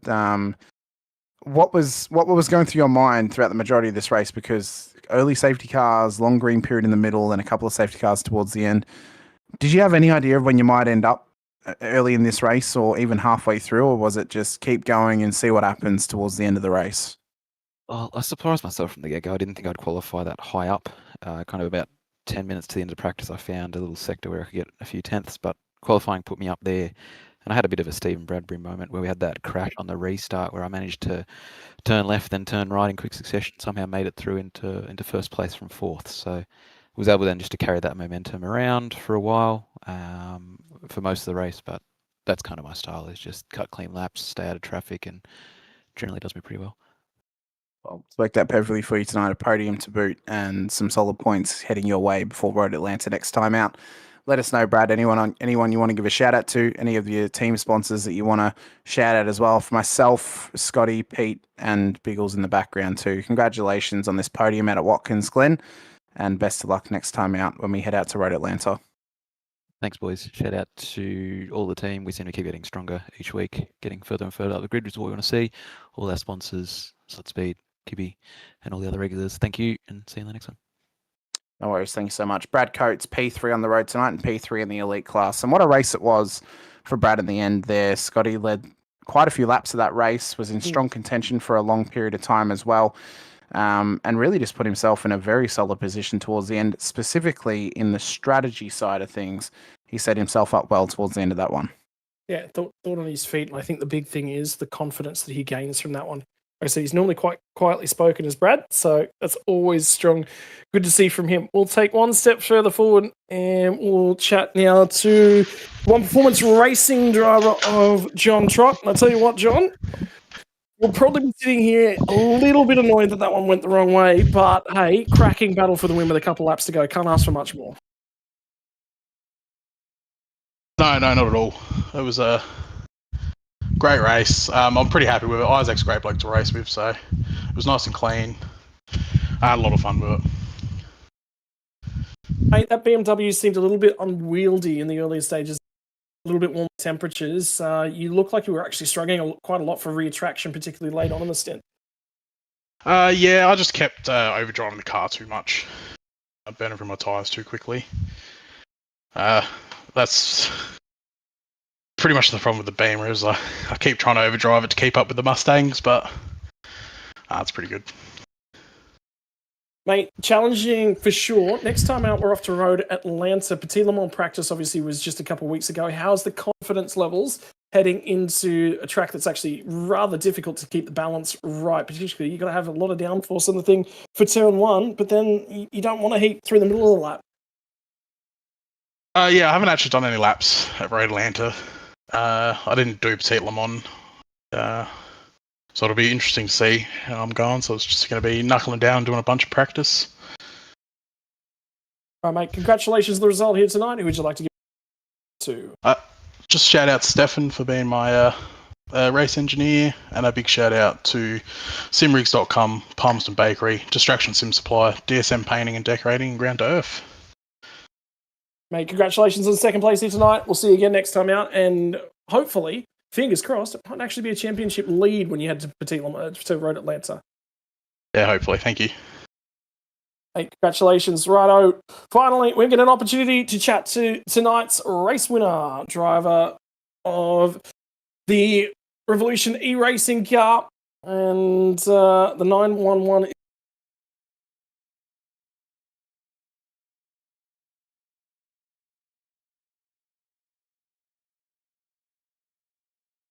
Did we all lose Yeah. Scotty? I think we all lost Yeah. Scotty. Okay, Yeah, lost Scotty there. That's fine. Isaac, 2 in a row. The Bend, obviously, pure dominance tonight. A lot more of a fight back for you from start to finish. How did you find it out here at Watkins Glen? I mean, it was chaos early. You had a bit of early contact, had to bring the car in under an early safety car as well. What was that one for you like, and what were the stress levels at throughout the proceedings of the race as well? You're not wrong. Definitely a bit of chaos. I think I got kind of lucky that safety car came when it did, and I could box and use the fast repair that I had. And it just kind of worked out okay at the end. The battle at the end there with John was awesome. Great driving from him, and nice and clean. I look forward to doing more of it. And I remember saying at the end of the last one that, if there is going to be fighting, as long as it's clean, I'm happy. And that's what we got tonight from me anyways, and the people I raced against. So that was great. And good to see a tighter field and some solid racing from the boys. Of course, tough night for your teammate Trent Allen, who's dropped some big points here this evening to the rest of the elite class. From what you've pulled out of this race, obviously, Brad's had a good performance. You guys have had a double podium as well. To get this win twice in a row now, are you starting to think about how you're going to approach next time out at Road Atlanta and what you can take away from tonight's race next time out as well? Because if you can continue on this roll, continue on this process, then you can get yourself into possibly a championship winning position. Well, that's the goal, but we'll see what happens, I suppose. Just head down and still got 3 rounds. So as I said last time, Trent's always going to be quick and a little bit of unfortunate circumstances for him tonight, but we always know that he's going to bounce back and be quick next round. So I mean, I would say papaya rules in terms of who's taking what, but obviously that's not going very well lately. So we'll go cobalt rules and we'll just see how we end up. Now, next time out at Road Atlanta, what are some of the changes you guys might be, or what are some of the changes to some strategy you guys might need to be bringing into it next time out? Because, Road Atlanta is a lot tighter. It's really built up of 3 different sections where you could have 3 different, car setups for. How difficult is it going to be to balance that setup and balance the strategy around that circuit? Well, it's not going to be easy. I mean, everyone has probably just done Petit Le Mans. I didn't take part because I was working, so I'm assuming everyone's probably got heaps of laps there. Everyone's going to be fast, just like they were here. So hopefully more door-to-door racing, nice and smooth, and see where we end up. It'll be good and nice challenge for everyone. So yeah.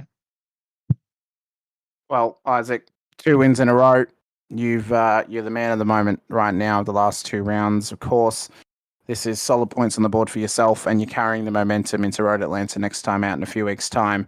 Let us know anyone you want to give a shout out to, whether it's any friends or family who may be watching, or some sponsors out there as well. For myself, Scotty, Pete, and Biggles in the booth, congratulations on the race win here at Watkins Glen, and congratulations on making it 2 wins in a row in the Dash Off-Road GT3 Limited Series.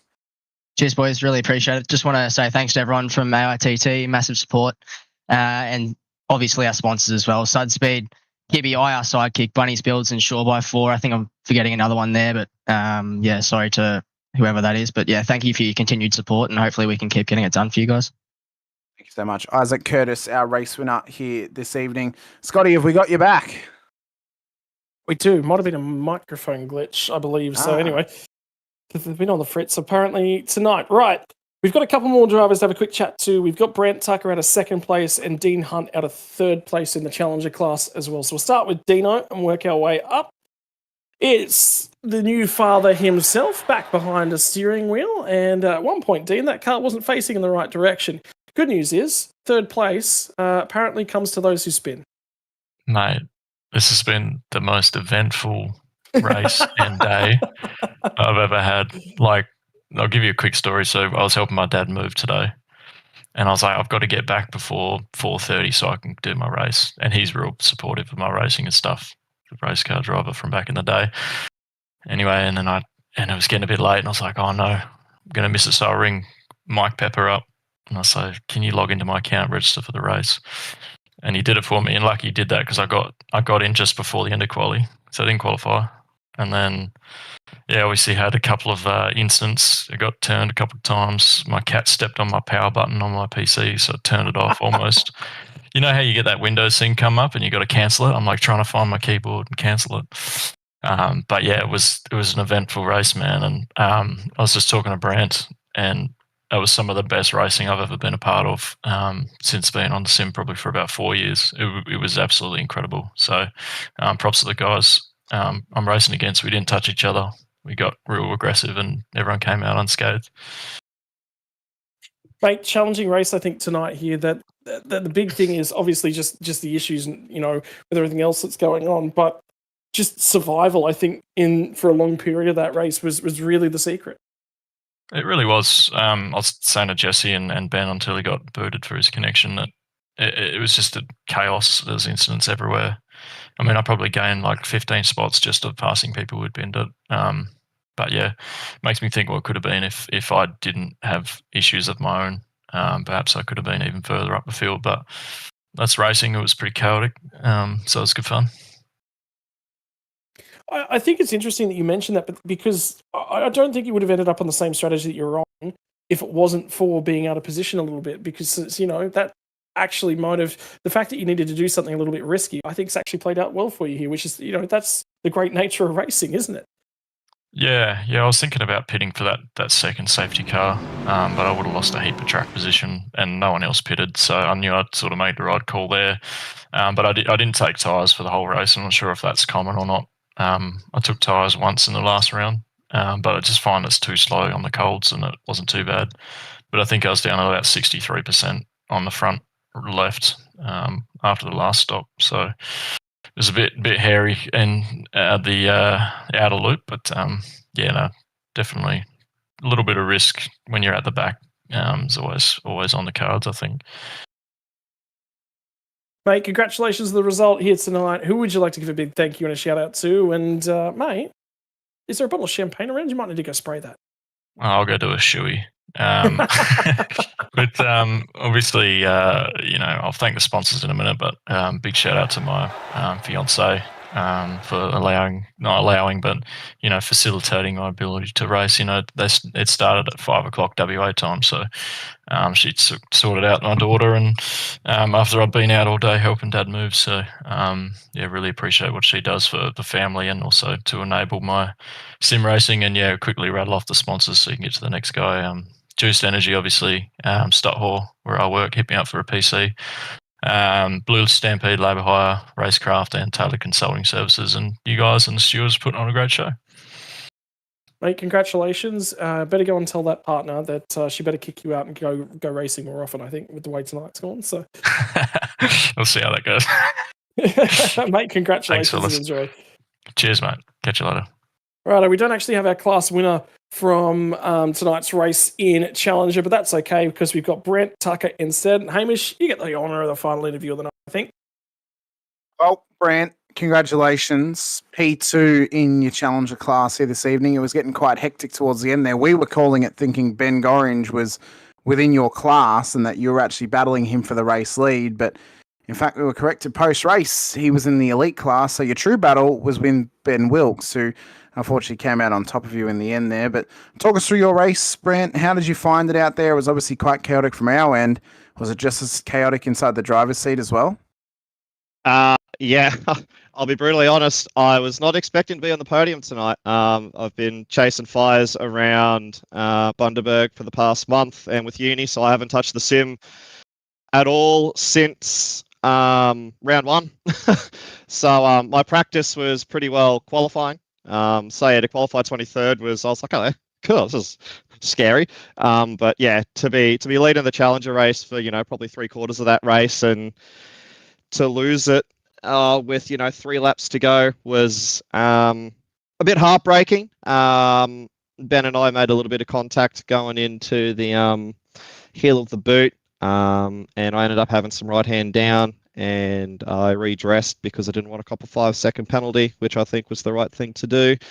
And from there, he could just run away. And that battle with Dean and everyone else behind me was just some of the most exhausting but enjoyable sim racing I have done in a long, long time. It was wall to wall. We didn't touch. It was respectful, but goddamn, it was hard. It was hard work. Was driving with about 30-degree right hand down as well for the last 3 laps. So she was hard going there. And congrats to Ben for the race win. I could see him reeling me in, and the TSR boys didn't take tires in the second pit stop. So yeah, I could see him reeling me in, and then the safety car came out, and to say I was most displeased that was an understatement. I had about 5 seconds on Ben, and that probably would have done me to the end of the race. And then yeah, Ben was just very difficult to pass, and that kind of contributed to the other Ben making the move and getting the race win. So yeah, she was hectic, but probably one of the best PEL races I've had, and I think my personal best result in PEL overall, I think, to date in the few seasons I've done.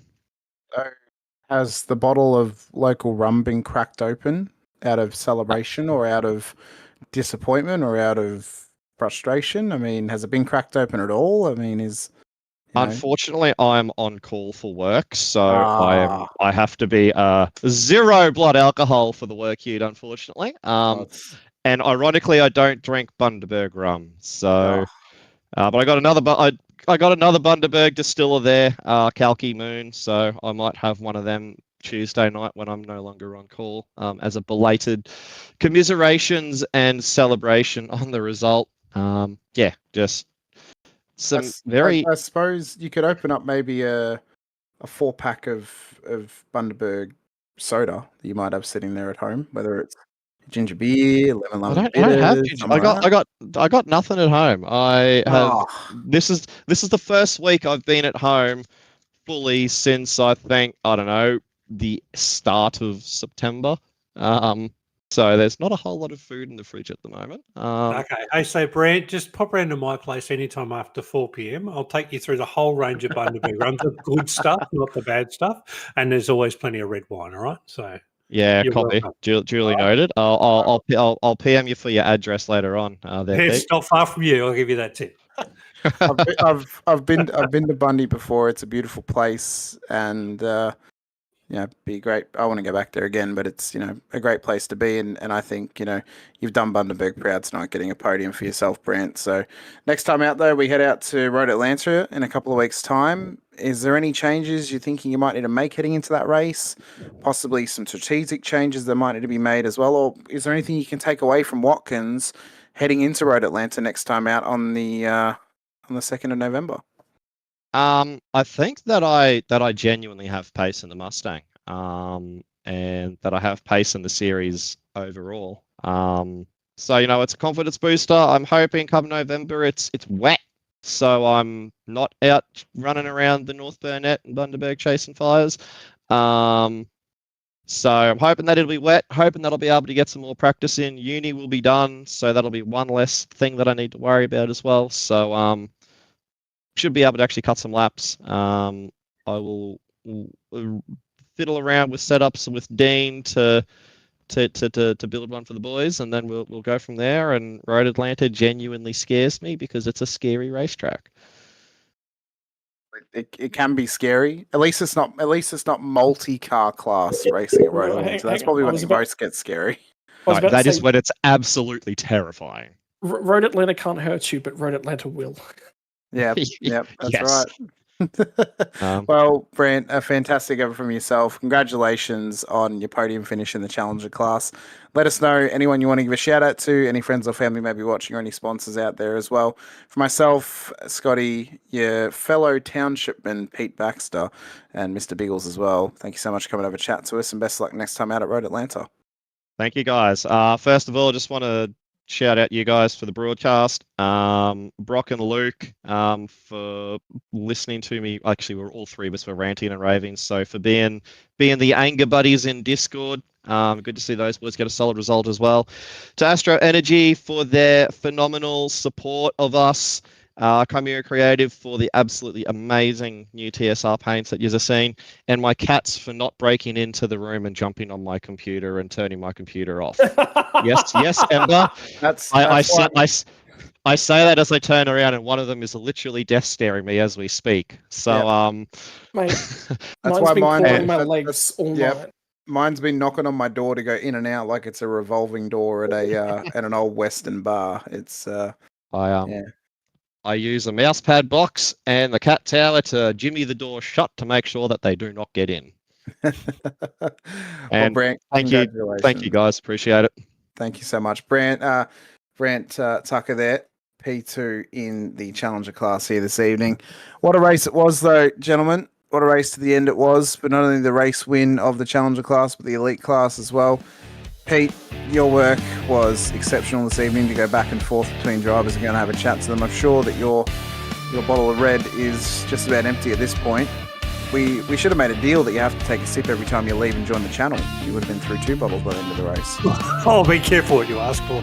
No, look, shout out to all the drivers that allow me to do that, because as anybody who drives, that can be quite distracting. But in this league, in the Discord, they hear the little beep, and generally they know it's me.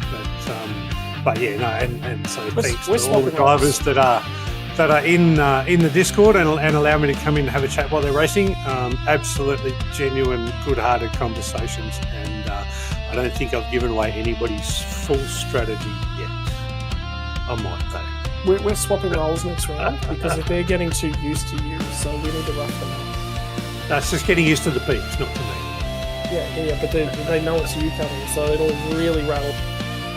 Be careful. Anyway, so thanks, Hamish. Pleasure to work with you again, and Scotty. I enjoyed the 3 days break we had. But anyway, I'm back here, and we've had a good night. Righto, ladies and gentlemen, that is going to wrap us up here from Watkins Glen and Bath Hamish. Final thoughts from you as well? Chaos, about what I expected from Watkins. It's a tight circuit. I think Road Atlanta is going to be just as bad, if not worse, for the level of chaos that we had. I think it's going to be a spectacular race. I'm so excited. I love Road Atlanta.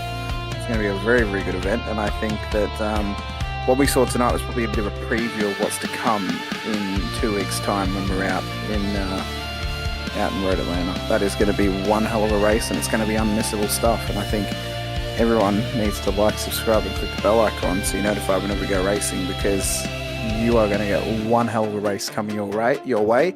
And if you enjoyed what you saw tonight, you got to check back in with us in a week's time for the Open Series, because I think it's going to be just as good with those fast boys out there. Well, ladies and gentlemen, that is going to bring us to the close from Watkins Glen. It has been K, to say the least. But the boys out there and Isaac Curtis will get it done in the Elite class. What can the Open Series drivers do next weekend? Join us all then as we go racing from 8 p.m. Australian Eastern Daylight Savings Time. We'll be live just before then with the back end of qualifying for the Open Series. Until then, this has been the Premier Endurance. Out of here.